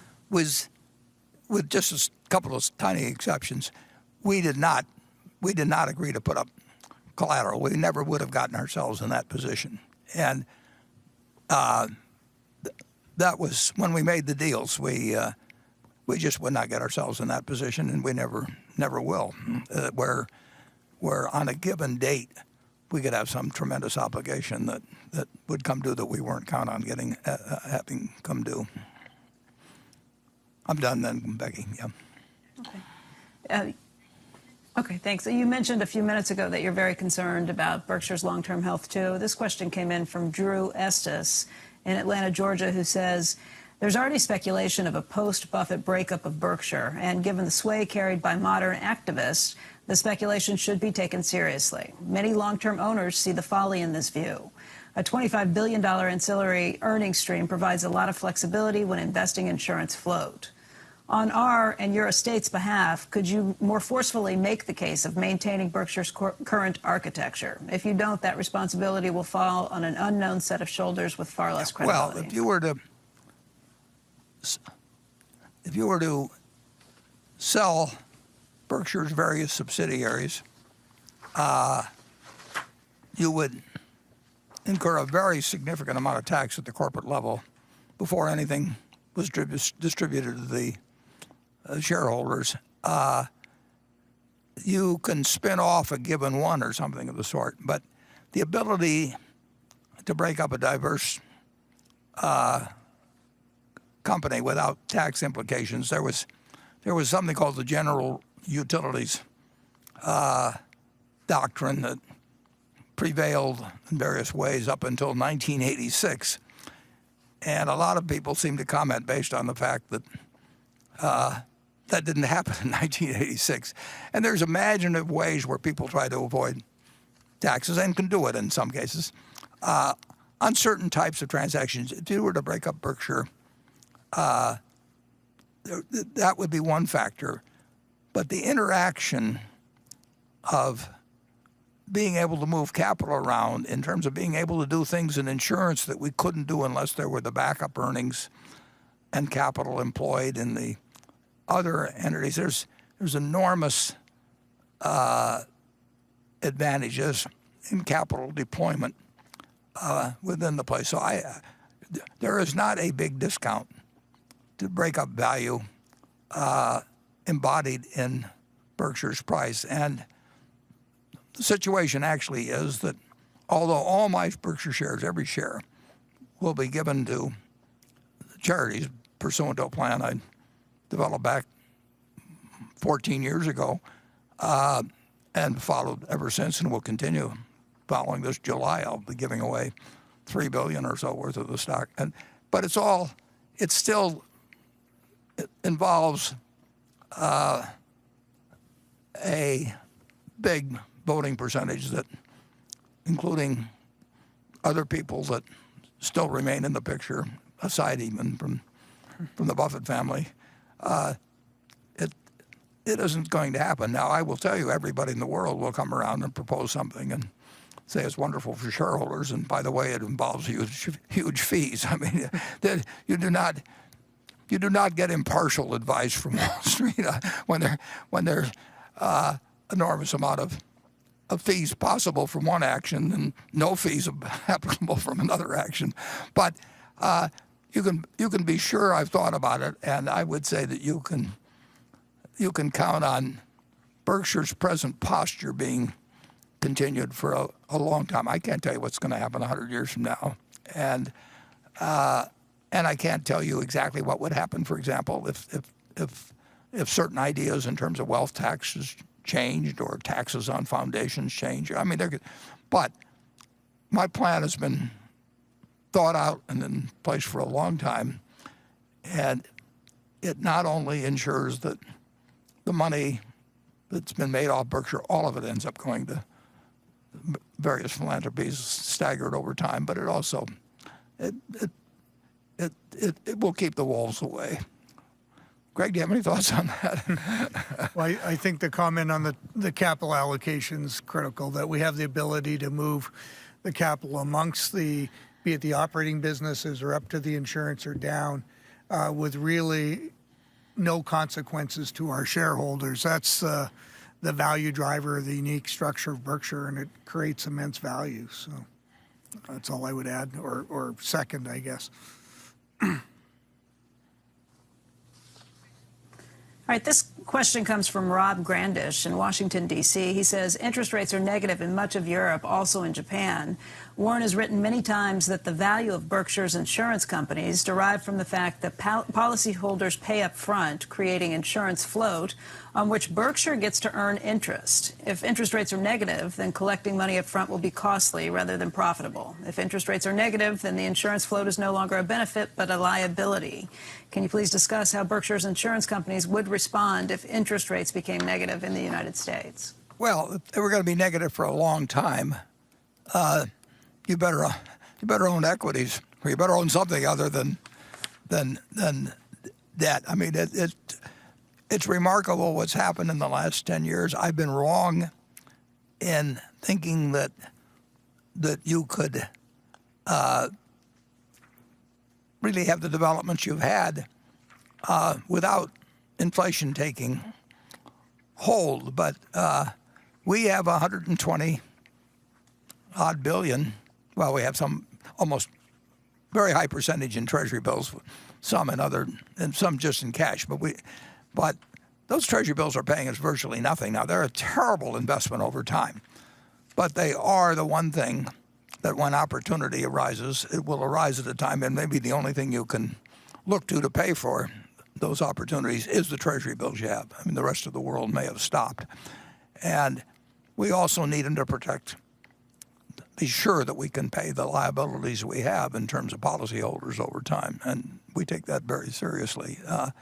So if the world turns into a world where you can issue more and more money and have negative interest rates over time, I'd have to see it to believe it, but I've seen a little bit of it. I've been surprised. So I've been wrong so far. I do not think that I don't see how you can create I would say this: if you can have negative interest rates and pour out money and incur more and more debt relative to productive capacity, you'd think the world would have discovered it in the first couple thousand years rather than just coming on it now. But we will see. It's probably the most interesting question I've ever seen in economics. Is can you keep doing what we're doing now? And we've been able to do it. The world's been able to do it for now a dozen years or so. But we may be facing a period where we're testing that hypothesis that you can continue it with a lot more force than we've tested it before. Greg, do you have any thoughts on that? I wish I knew the answer. Maybe you do.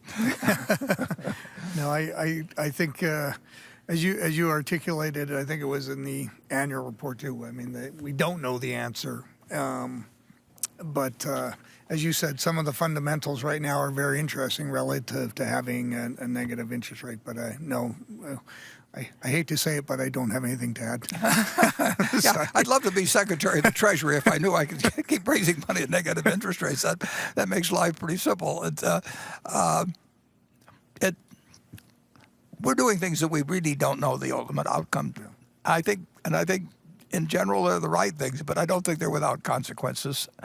And I think they could be kind of extreme consequences if pushed far enough. But there would be kind of extreme consequences if we didn't do it as well. So somebody has to balance those questions.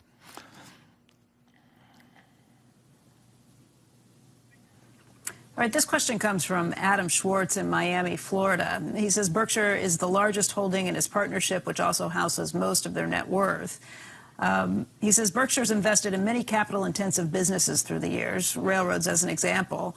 How do you think about the inflationary or even deflationary risks for all of the capital-intensive businesses, and could this prove to be an existential problem for businesses? Kind of referencing what you were just talking about, that eventually the bill for the debts being issued comes due. Will it eventually come from all businesses through some combination of higher tax rates on corporations, increased wages for the lower middle class, et Well, cetera? I certainly think that increased corporate taxes are a much higher probability than having lower corporate taxes.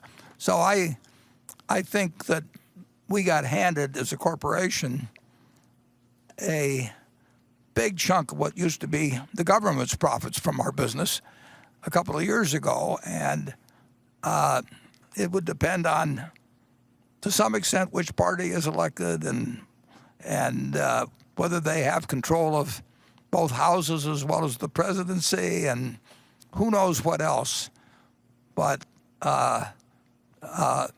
we could very easily have higher corporate income taxes, and perhaps much higher corporate income taxes at some point. And in terms of capital-intensive businesses, they're just not as good if you can find an equally good business. I mean, in terms of operations that doesn't require capital. I mean, the Seas never required capital. It didn't grow, but it just doesn't. It didn't take money to expand it, and it delivered enormous sums to us.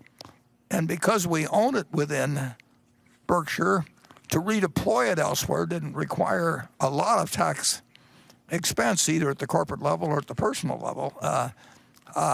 So you really want a business, and everybody wants a business, that doesn't take any capital to speak of and keeps growing and doesn't take more capital as it grows. Now, our utility business, our energy business, requires more capital as it grows.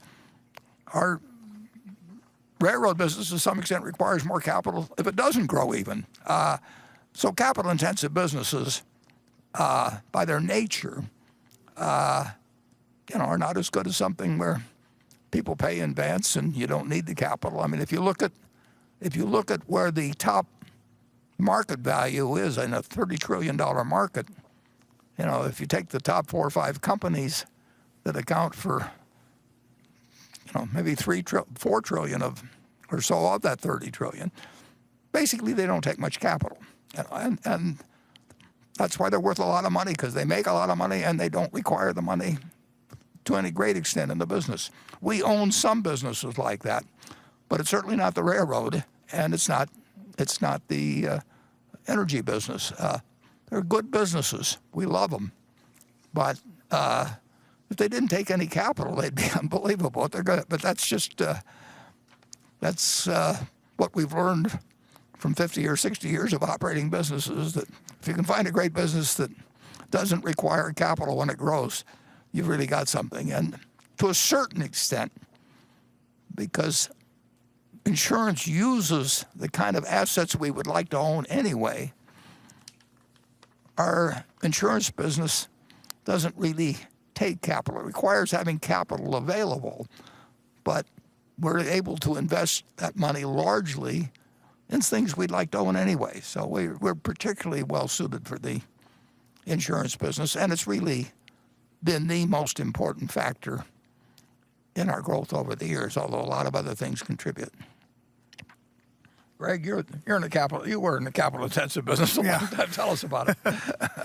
Well, I think there's no question, obviously, we'd prefer to be in a less capital-intensive business. But there are unique opportunities there. And the one I would touch on when I think of inflation or even potentially as we go through this crisis and maybe a prolonged one or depending on how long it takes to recover.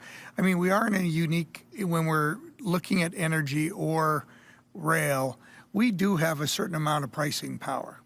And it's through our regulatory formulas or how our arrangements are with our customers. So if we then were to move into an inflationary period, it's not perfect protection, but those businesses generally can recover a significant portion of their costs, even in an inflationary environment, and still earn a reasonable return. They're not going to be great returns, as you highlighted, Warren, but they're still going to earn a reasonable return on their capital, even in an inflationary period. There may be some lag and some things like that, but they're still going to be very sound investments. So, if there was 10-for-1 inflation, make it extreme. Well, we'd be happy we own the railroad. Very happy.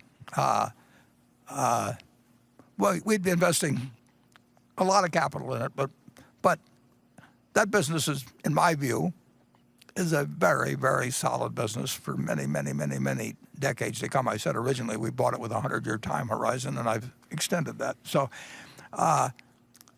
it will earn more dollars if there's a lot of inflation. In real terms, who knows? But it would earn a lot more dollars, and a lot of the energy projects would.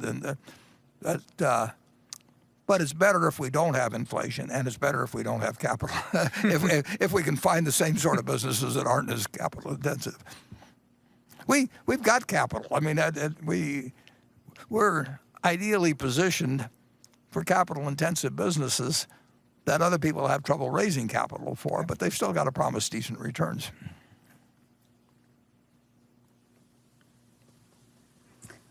All right, this question comes from Charlie Wang. He's a shareholder in San Francisco. He says, given the unprecedented time of the economy and the debt level, could there be any risks and consequences of the U.S. government defaulting on its bonds?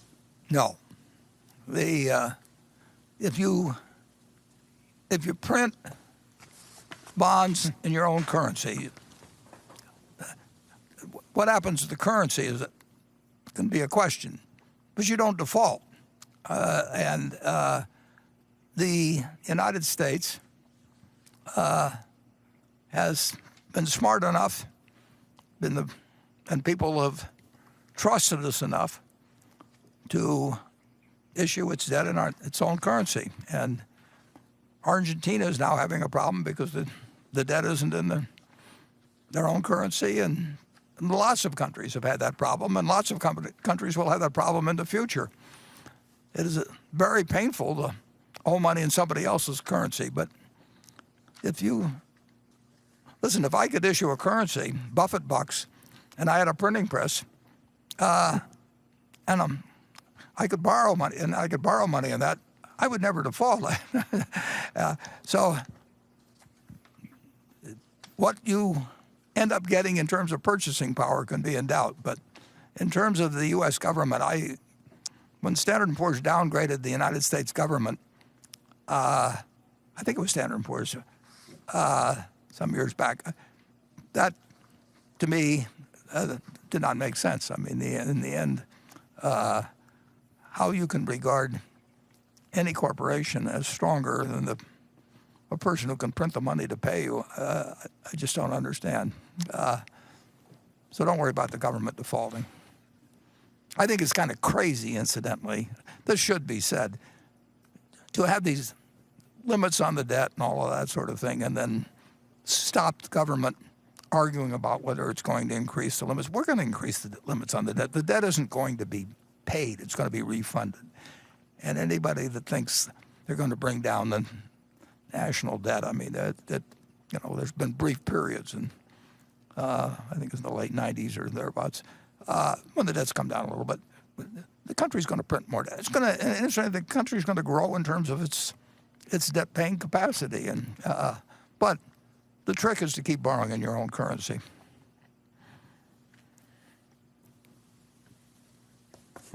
Emphasis on the trick.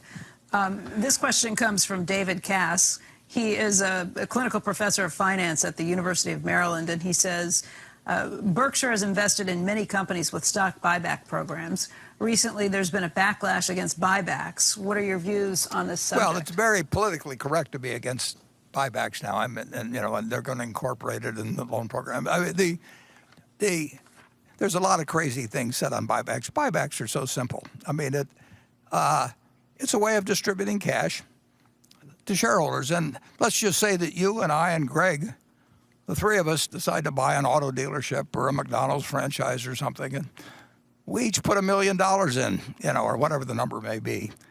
And we get along with each other, and the business grows and all of that. And one of us really wants to spend our share of the earnings. And the other two want to leave the money in the business to grow.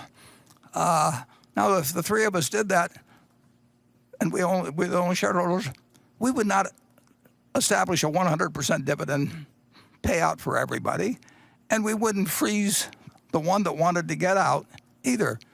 The logical thing to do is to buy a portion, whatever that person wants to spend annually from the earnings, buy a portion of their stock, and the other two find their interest in the company goes up, and the third person still has a little more of an interest by what they leave in, but they also can take some money out of the business. You're taking money out of the business in either case, and one you call dividends, and you send it to everybody whether they want it or not. And with buybacks, you give it to the ones who want the money. And I have been following a policy of giving away stock now since 2006, and I'll give away a lot of stock, but the people, the philanthropies that receive it, the gifts have to spend the money very promptly within, on a current basis, more or less. So they are getting $3 billion worth of stock or whatever it may be, and I'm in effect reducing my interest in Berkshire, but Berkshire's still retaining more capital than I'm giving away. So I have more dollars invested, but my interest goes down.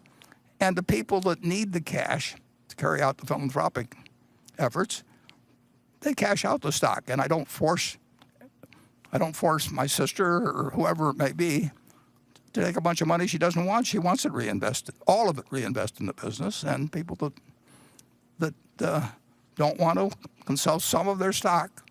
And the company ends up in the same position. We've distributed some of the capital that we don't need for growth. Now, whether the company should buy it depends on a couple of things. One is they ought to retain the money they need for intelligent growth prospects. That's fine.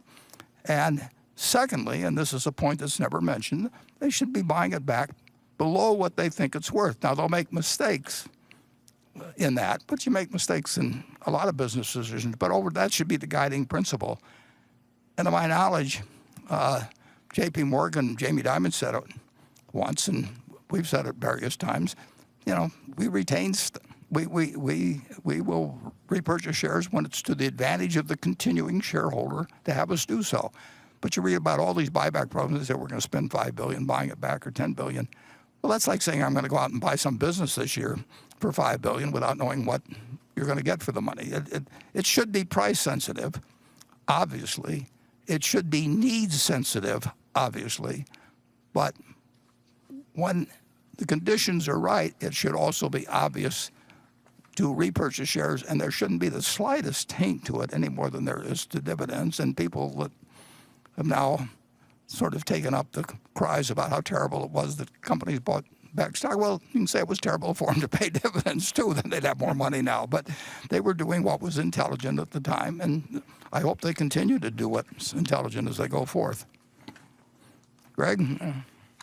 No, the only thing I know you've commented on in the past, Warren, is that I think the one thing we are seeing, and obviously we're supportive of buybacks, but there are companies that used probably their financial engineering was just a little extreme and too cute, that effectively you're using every ounce of your balance sheet to buy back stock at a time where you're really creating no cushion for your business. for any type of event or bump in the road. And we're going to see that, and I think that's a very unfortunate outcome of them, and hence you get some of the backlash. But there's still companies, as you highlighted, many that do it right. Yeah. Now, if they're buying it back because it's fashionable, because they really do like the idea, there's nothing wrong with taking an action that increases the value of the remaining shares. But if they're doing it and incidentally, I've been witness to some programs where it really is stupid. But I don't think it's immoral. I just think it's stupid, basically. And on the other hand, we favor companies that take care of all their requirements for growth and, as Greg says, maintain sound balance sheets and all of that. Leave a margin of error for things that you can get surprised with.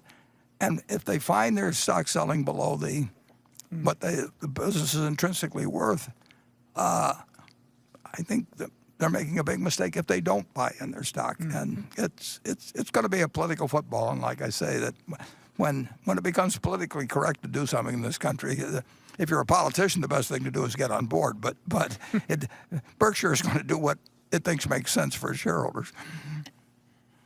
And we like investing in companies that think that way too. And not all companies obviously do.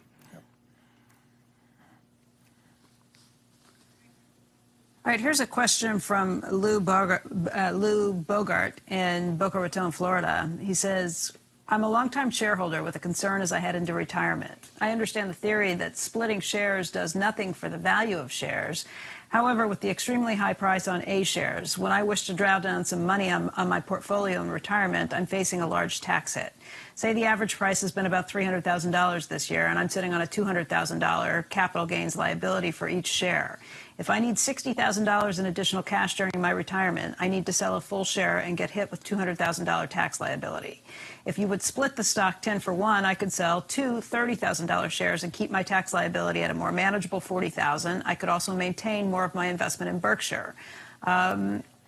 He said, have you thought about this? In retrospect, I should have bought B shares, but didn't think of that at the time. You can convert A to B shares, which is exactly what takes place when I give away the money in July to the 5 foundations. I actually convert it immediately before the gift. I mean, and so they get B shares. And the truth is the B shares are very useful to people that want to either give away a small portion of what they have or spend it or whatever it may be. So you can convert the A to B shares, which is exactly what I've been doing now for 14 years as I give it away, and solve that problem. And we split the B shares, as I remember, at one point, just to make it even more manageable so that people could deal with smaller denominations.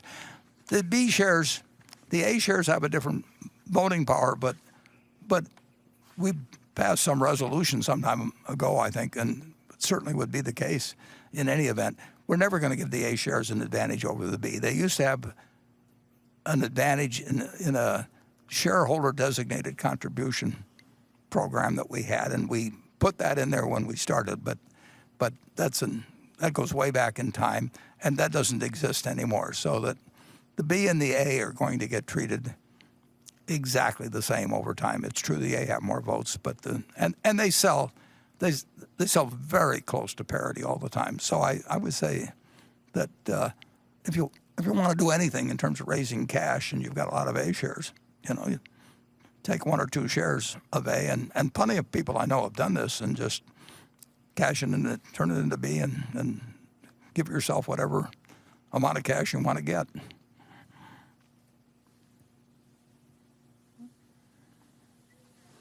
This is one that comes from Thomas Lin in Taiwan. He says, Warren once said that banking is a good business if you don't do dumb things on the asset side. Given that the pandemic might put a lot of pressure on the loans, dumb things that got done in the past few years are likely to explode. Through reading annual reports, 10-Qs, and other public information, what clues are you looking for to decide whether a bank is run by a true banker who avoids doing dumb things? That's a very good question, but I would say that the one thing that made Chairman Powell's job a little easier this time than it was in 2008 2008 and 9 is that the banks are in far better shape. So in terms of thinking about what was good for the economy, he wasn't at the same time worrying about what he was going to do with Bank A or Bank B to merge them with somebody else or put added strains on the system or anything. I mean, the banks were very involved with the problem. In 2008 and 9, they had done some things they shouldn't have done in some of them, and they were certainly in far different financial condition now. So that the banking system is not the problem in this particular show. I mean, the government we decided as a people to shut down part of the economy in a big way, and it was not the fault of anyone that it happened. Things do happen in this world. Earthquakes happen. Huge hurricanes happen. This was something different, but the banks need regulation. I mean, they benefit from the FDIC, but part of having the government standing behind your deposits is to behave well, and I think that the banks have behaved very well, and I think they're in very good shape. I mean, that's why the FDIC has built up $100 billion that I've talked about. I mean, they've assessed the banks in recent years at accelerated amounts in certain periods, and they even differentiated against the big banks.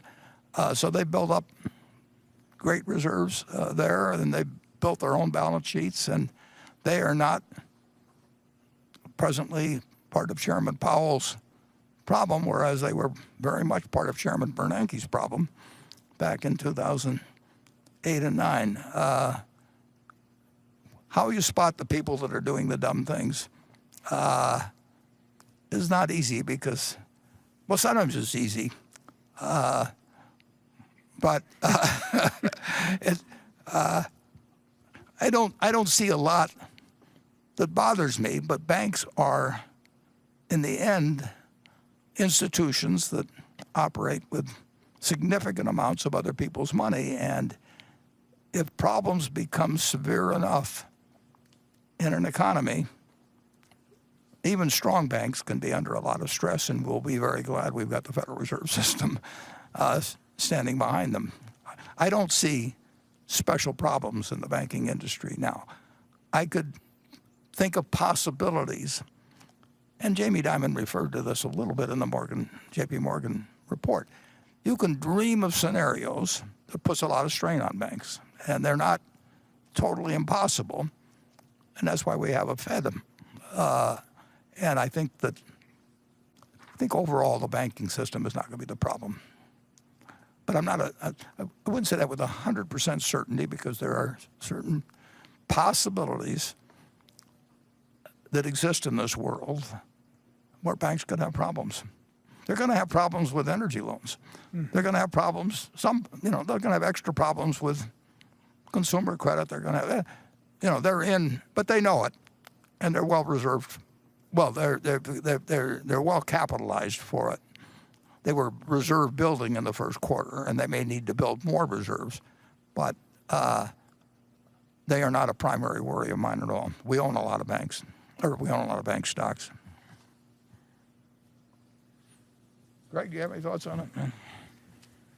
No, I really, you touched on it earlier too, just in general, which is we don't know how long this pandemic will go. We don't know if there's going to be a second event, which are just risks that are really unknown at this time, and the banks will have to continue to manage through that as businesses do. But you've already highlighted that, obviously. Yeah. Becky. All right, this question, I was looking for one of these because I got several questions that came in similar to this. I was looking for one of these a moment ago. This one's from Andrew Wenke. He says, can you ask Warren why he didn't repurchase Berkshire shares in March when they dropped to a price that was 30% lower than the price that he had repurchased shares for in January and February? Yeah, it was very, very, very short period where they were 30% less. But I don't think Berkshire shares relative to present value are at a significantly different discount than they were when we were paying somewhat higher prices. I mean, it's like Keynes said, or whoever it was, if the facts change, I change my mind. What do you do, sir?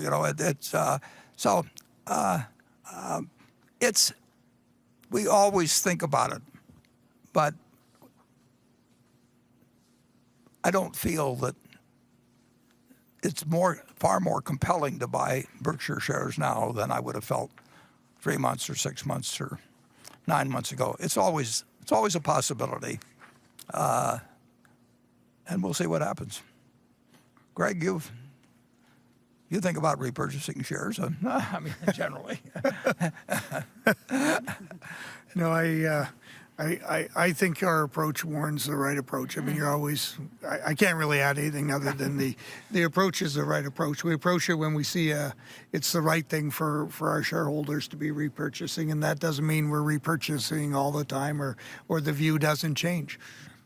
Well, there could be a price relative to value at the time, not relative to what it was worth a year ago. I mean, the value of certain things have decreased. Our airline position was a mistake.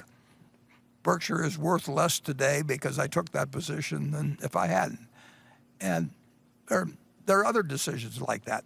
And they're not, it is not more compelling to buy the shares now than it was when we were buying them. It's not less compelling. I mean, it's a wash, but we didn't do anything.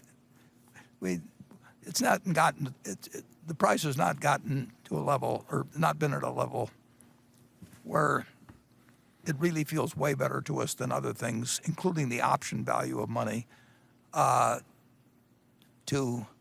step up in a big way.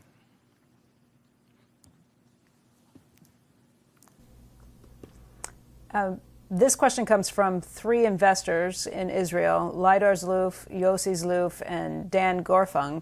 They want to know about the credit card industry. It says, how do you explain the rise in the average credit card interest rate in recent years compared to the federal funds rate? What are the forces that you think might keep it at or around current levels, and what are the forces that might drive it lower in the future? Well, that is not a subject that I'm, obviously it affects American Express to some degree. It affects the banks we own, but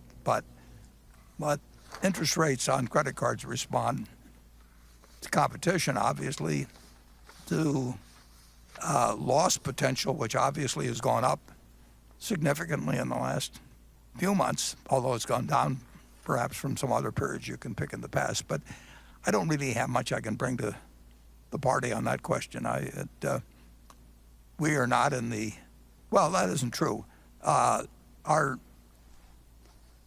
furniture companies, a couple of them have their own credit card, although they do a lot of business on other people's credit cards. My general advice to people, I mean, we have an interest in credit cards, but people, I think people should avoid using credit cards as a piggy bank to be raided. I had a woman come to see me here not long ago, and she'd come on some money, and not very much, but it was a lot to her. And she's a friend of mine, and she said, "What should I do with it?" And I said, "Well, what do you owe on your credit card?" And she said, "Well, I owe X." And I said, "Well, what you should do," I don't know what interest rate she was paying, but I think, I think I asked her and she knew, and it was something like 18% or something. I said, "I don't know how to make 18%. I mean, if I owed any money at 18%, the first thing I do with any money I had would be to pay it off. It's going to be way better than any investment idea I've got." And that wasn't what she wanted to hear. And then later on in the conversation, she talked about her daughter, and her daughter had $1,000 or $2,000 or something, and she said, "Well, what should I do with," and she named the girls, "money?" And I said, "Have her lend it to you." you know, and I mean, if you're willing to pay 18% or whatever, I mean, she's not going to find a better deal. I'll lend you money. It just doesn't make sense. You can't go through life, you know, borrowing money at those rates and be better off. So I encourage everybody. It's contrary to my own or Berkshire's interests in certain cases, and the world is in love with credit cards. But I would suggest to anybody that the first thing they do in life is not only, you know, they can get to something else later on, but don't be paying even 12% to anybody. I mean, it's pay that off, and if they're really a good credit and they don't want to do it, come and see me personally. I'll lend you the money at that rate. Greg, what do you tell your children? No, same advice. Excellent advice. No, I have three that carefully use their credit card. More, I would say, for not the. Obviously, people use it a lot more as they go into the digital world and e-commerce world. But then the goal has to be to repay it. It doesn't mean you. Because you have to use it for those type of transactions, you run up the balance. But there's an incremental risk there now. It's a matter of convenience for some people. Yeah. But I would have trouble if I were paying 12% for money or whatever it might be. It would not be a good thing. You won't see Berkshire paying that. Beck? Warren, this question's from Lindsay Schumacher. Did you have something you were saying? We probably ought to wind this up maybe in 15 minutes. Can you select the best ones? Okay, absolutely. Yeah, well, I've got a couple more questions for you. This one's from Lindsay Schumacher. She says, Warren, what's your opinion regarding the payroll protection plan? Well, I don't want to get into politics generally, but I think that's a very good idea to take care of the people that are having terrible troubles taking care of themselves in a period like this. I mean, if the government and surrounding conditions and whatever it may be, if you're telling a lot of businesses essentially, you know, quit doing business for a long time, and it's one thing to tell me, but to tell somebody that's living from paycheck to paycheck that way, you know, I'm all for it. It must be hell to administer. I mean, any huge program. I don't want to. I'll never get into criticizing on how people do this or that because I've had problems myself in running a few big things. It just isn't that easy to inaugurate incredibly large problems. There's going to be a certain amount of fraud. There's going to be everything doesn't go perfectly, but I am 100% for taking care of the people that really get hurt by something that they've got nothing to do with, and where it's, who knows how long it lasts. You've got millions and millions of people that are worrying about something that they weren't worried about a few months ago, and they didn't do anything. They showed up for work on time, and they pleased the people they dealt with, and whatever it may have been. And now they don't have a job, or they've been furloughed or whatever. So I'm totally for the basic idea, and I think it's very difficult. You can't carry it out perfectly. You do your best, and you do it promptly. And I give real credit, to both Congress for acting promptly on what the problem is. They've sort of caught on from what they learned in 2008 and 2009, I think. And I give credit to trying to do what I think is very much the right thing, and I don't sit around and think about how I could do it better. Greg? No, I agree with the comments.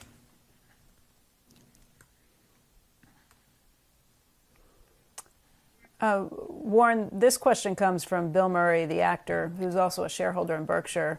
He says this pandemic will graduate a new class of war veterans, healthcare, food supply, deliveries, community services. So many owe so much to these few. How might this great country take our turn and care for all of them? Well, we won't be able to pay, actually.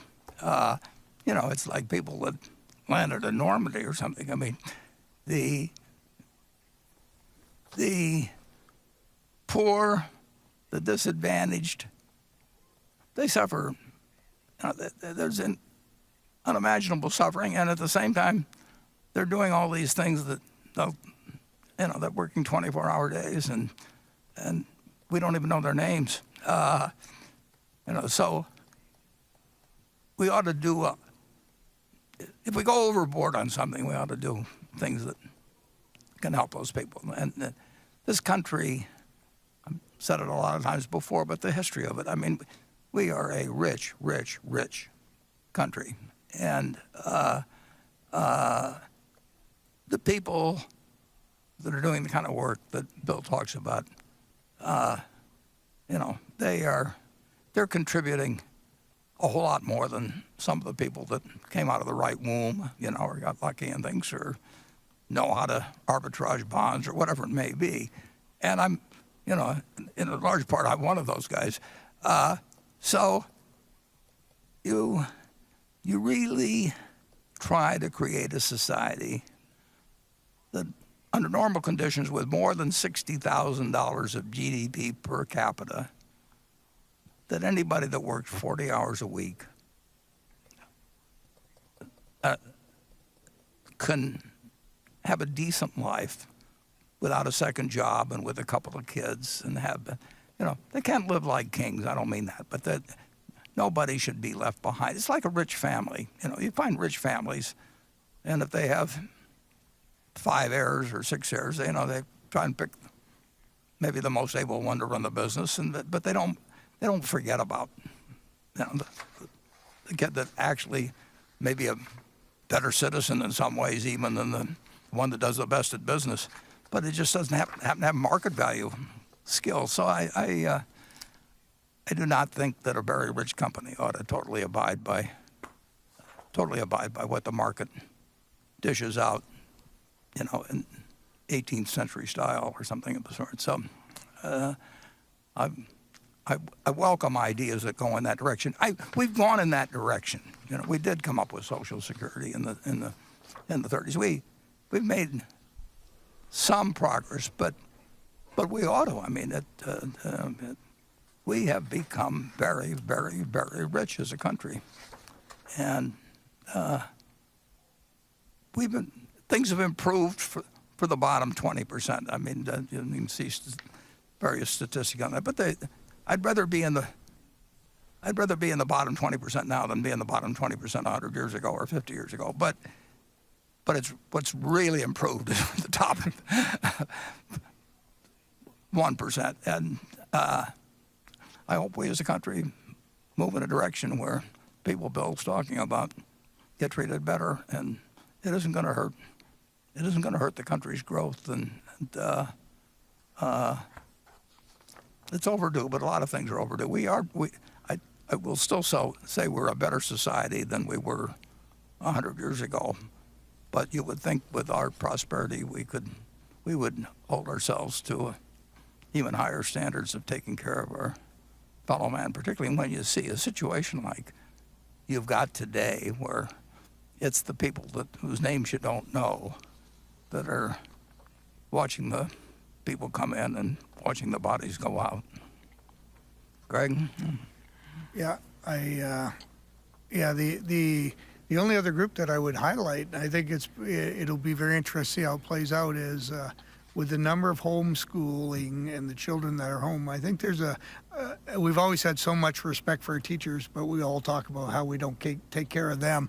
And it is remarkable to hear how many people comment that clearly we don't recognize, or I have a little 8-year-old Beckett at home, and plenty of challenges for mom, but all of a sudden you respect the institution, the school, the teachers, and everything around it. So and then when I think of our companies and the delivery employees we have, it's absolutely amazing what they're doing, and they're truly on the front line. That's where we have our challenges around keeping them health and safety. And then you go all the way to the rail. The best videos you see out of our companies are when we have folks that are actively engaged in moving supplies, food, medical products, and they're so proud of it, and they recognize they're making a difference. So a lot of it is we just owe them a great thanks. And Warren, you touched on it. We can some way, maybe hopefully longer term, compensate them, but there's a great deal of thanks, and I probably just think an immense amount new appreciation for a variety of folks. We're going the right direction overall in the country, but it's been awfully slow.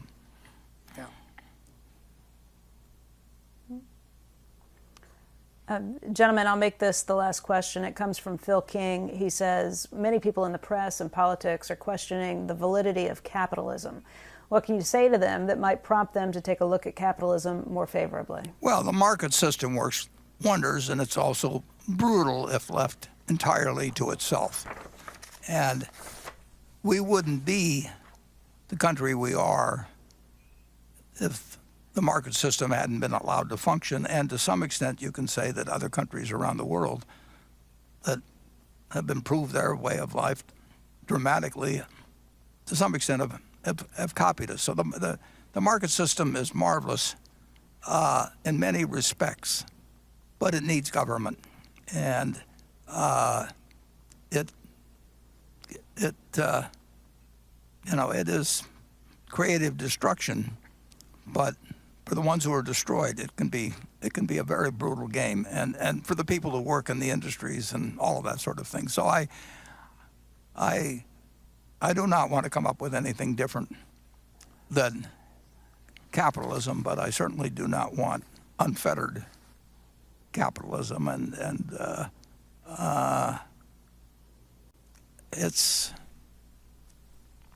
don't think we'll move away from it, but I think we capitalists, I'm one of them, I think there's a lot of thought that should be given to what would happen if we all drew straws again for particular market-based skills.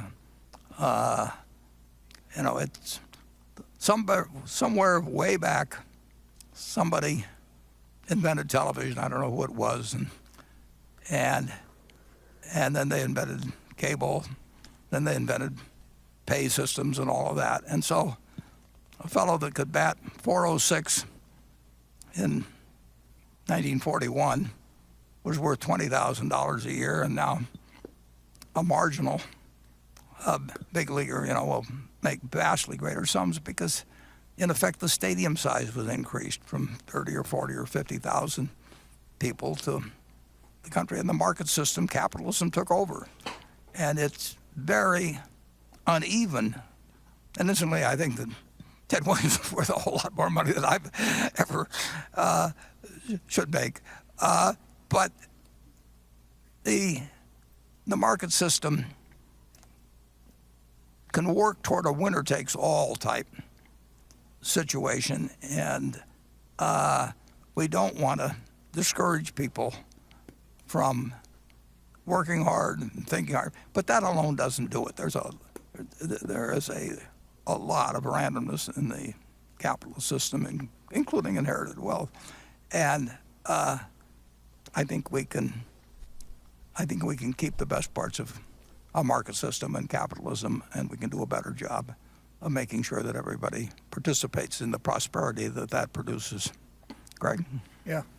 No, I think it's always keeping the best parts of it. And I even think if we look at the current environment we're in, i.e. in the pandemic, and we have to do it only when we can do it properly and reemerge. But in some ways, the best opportunity for people is when we're back working, clearly, and that the system's functioning again.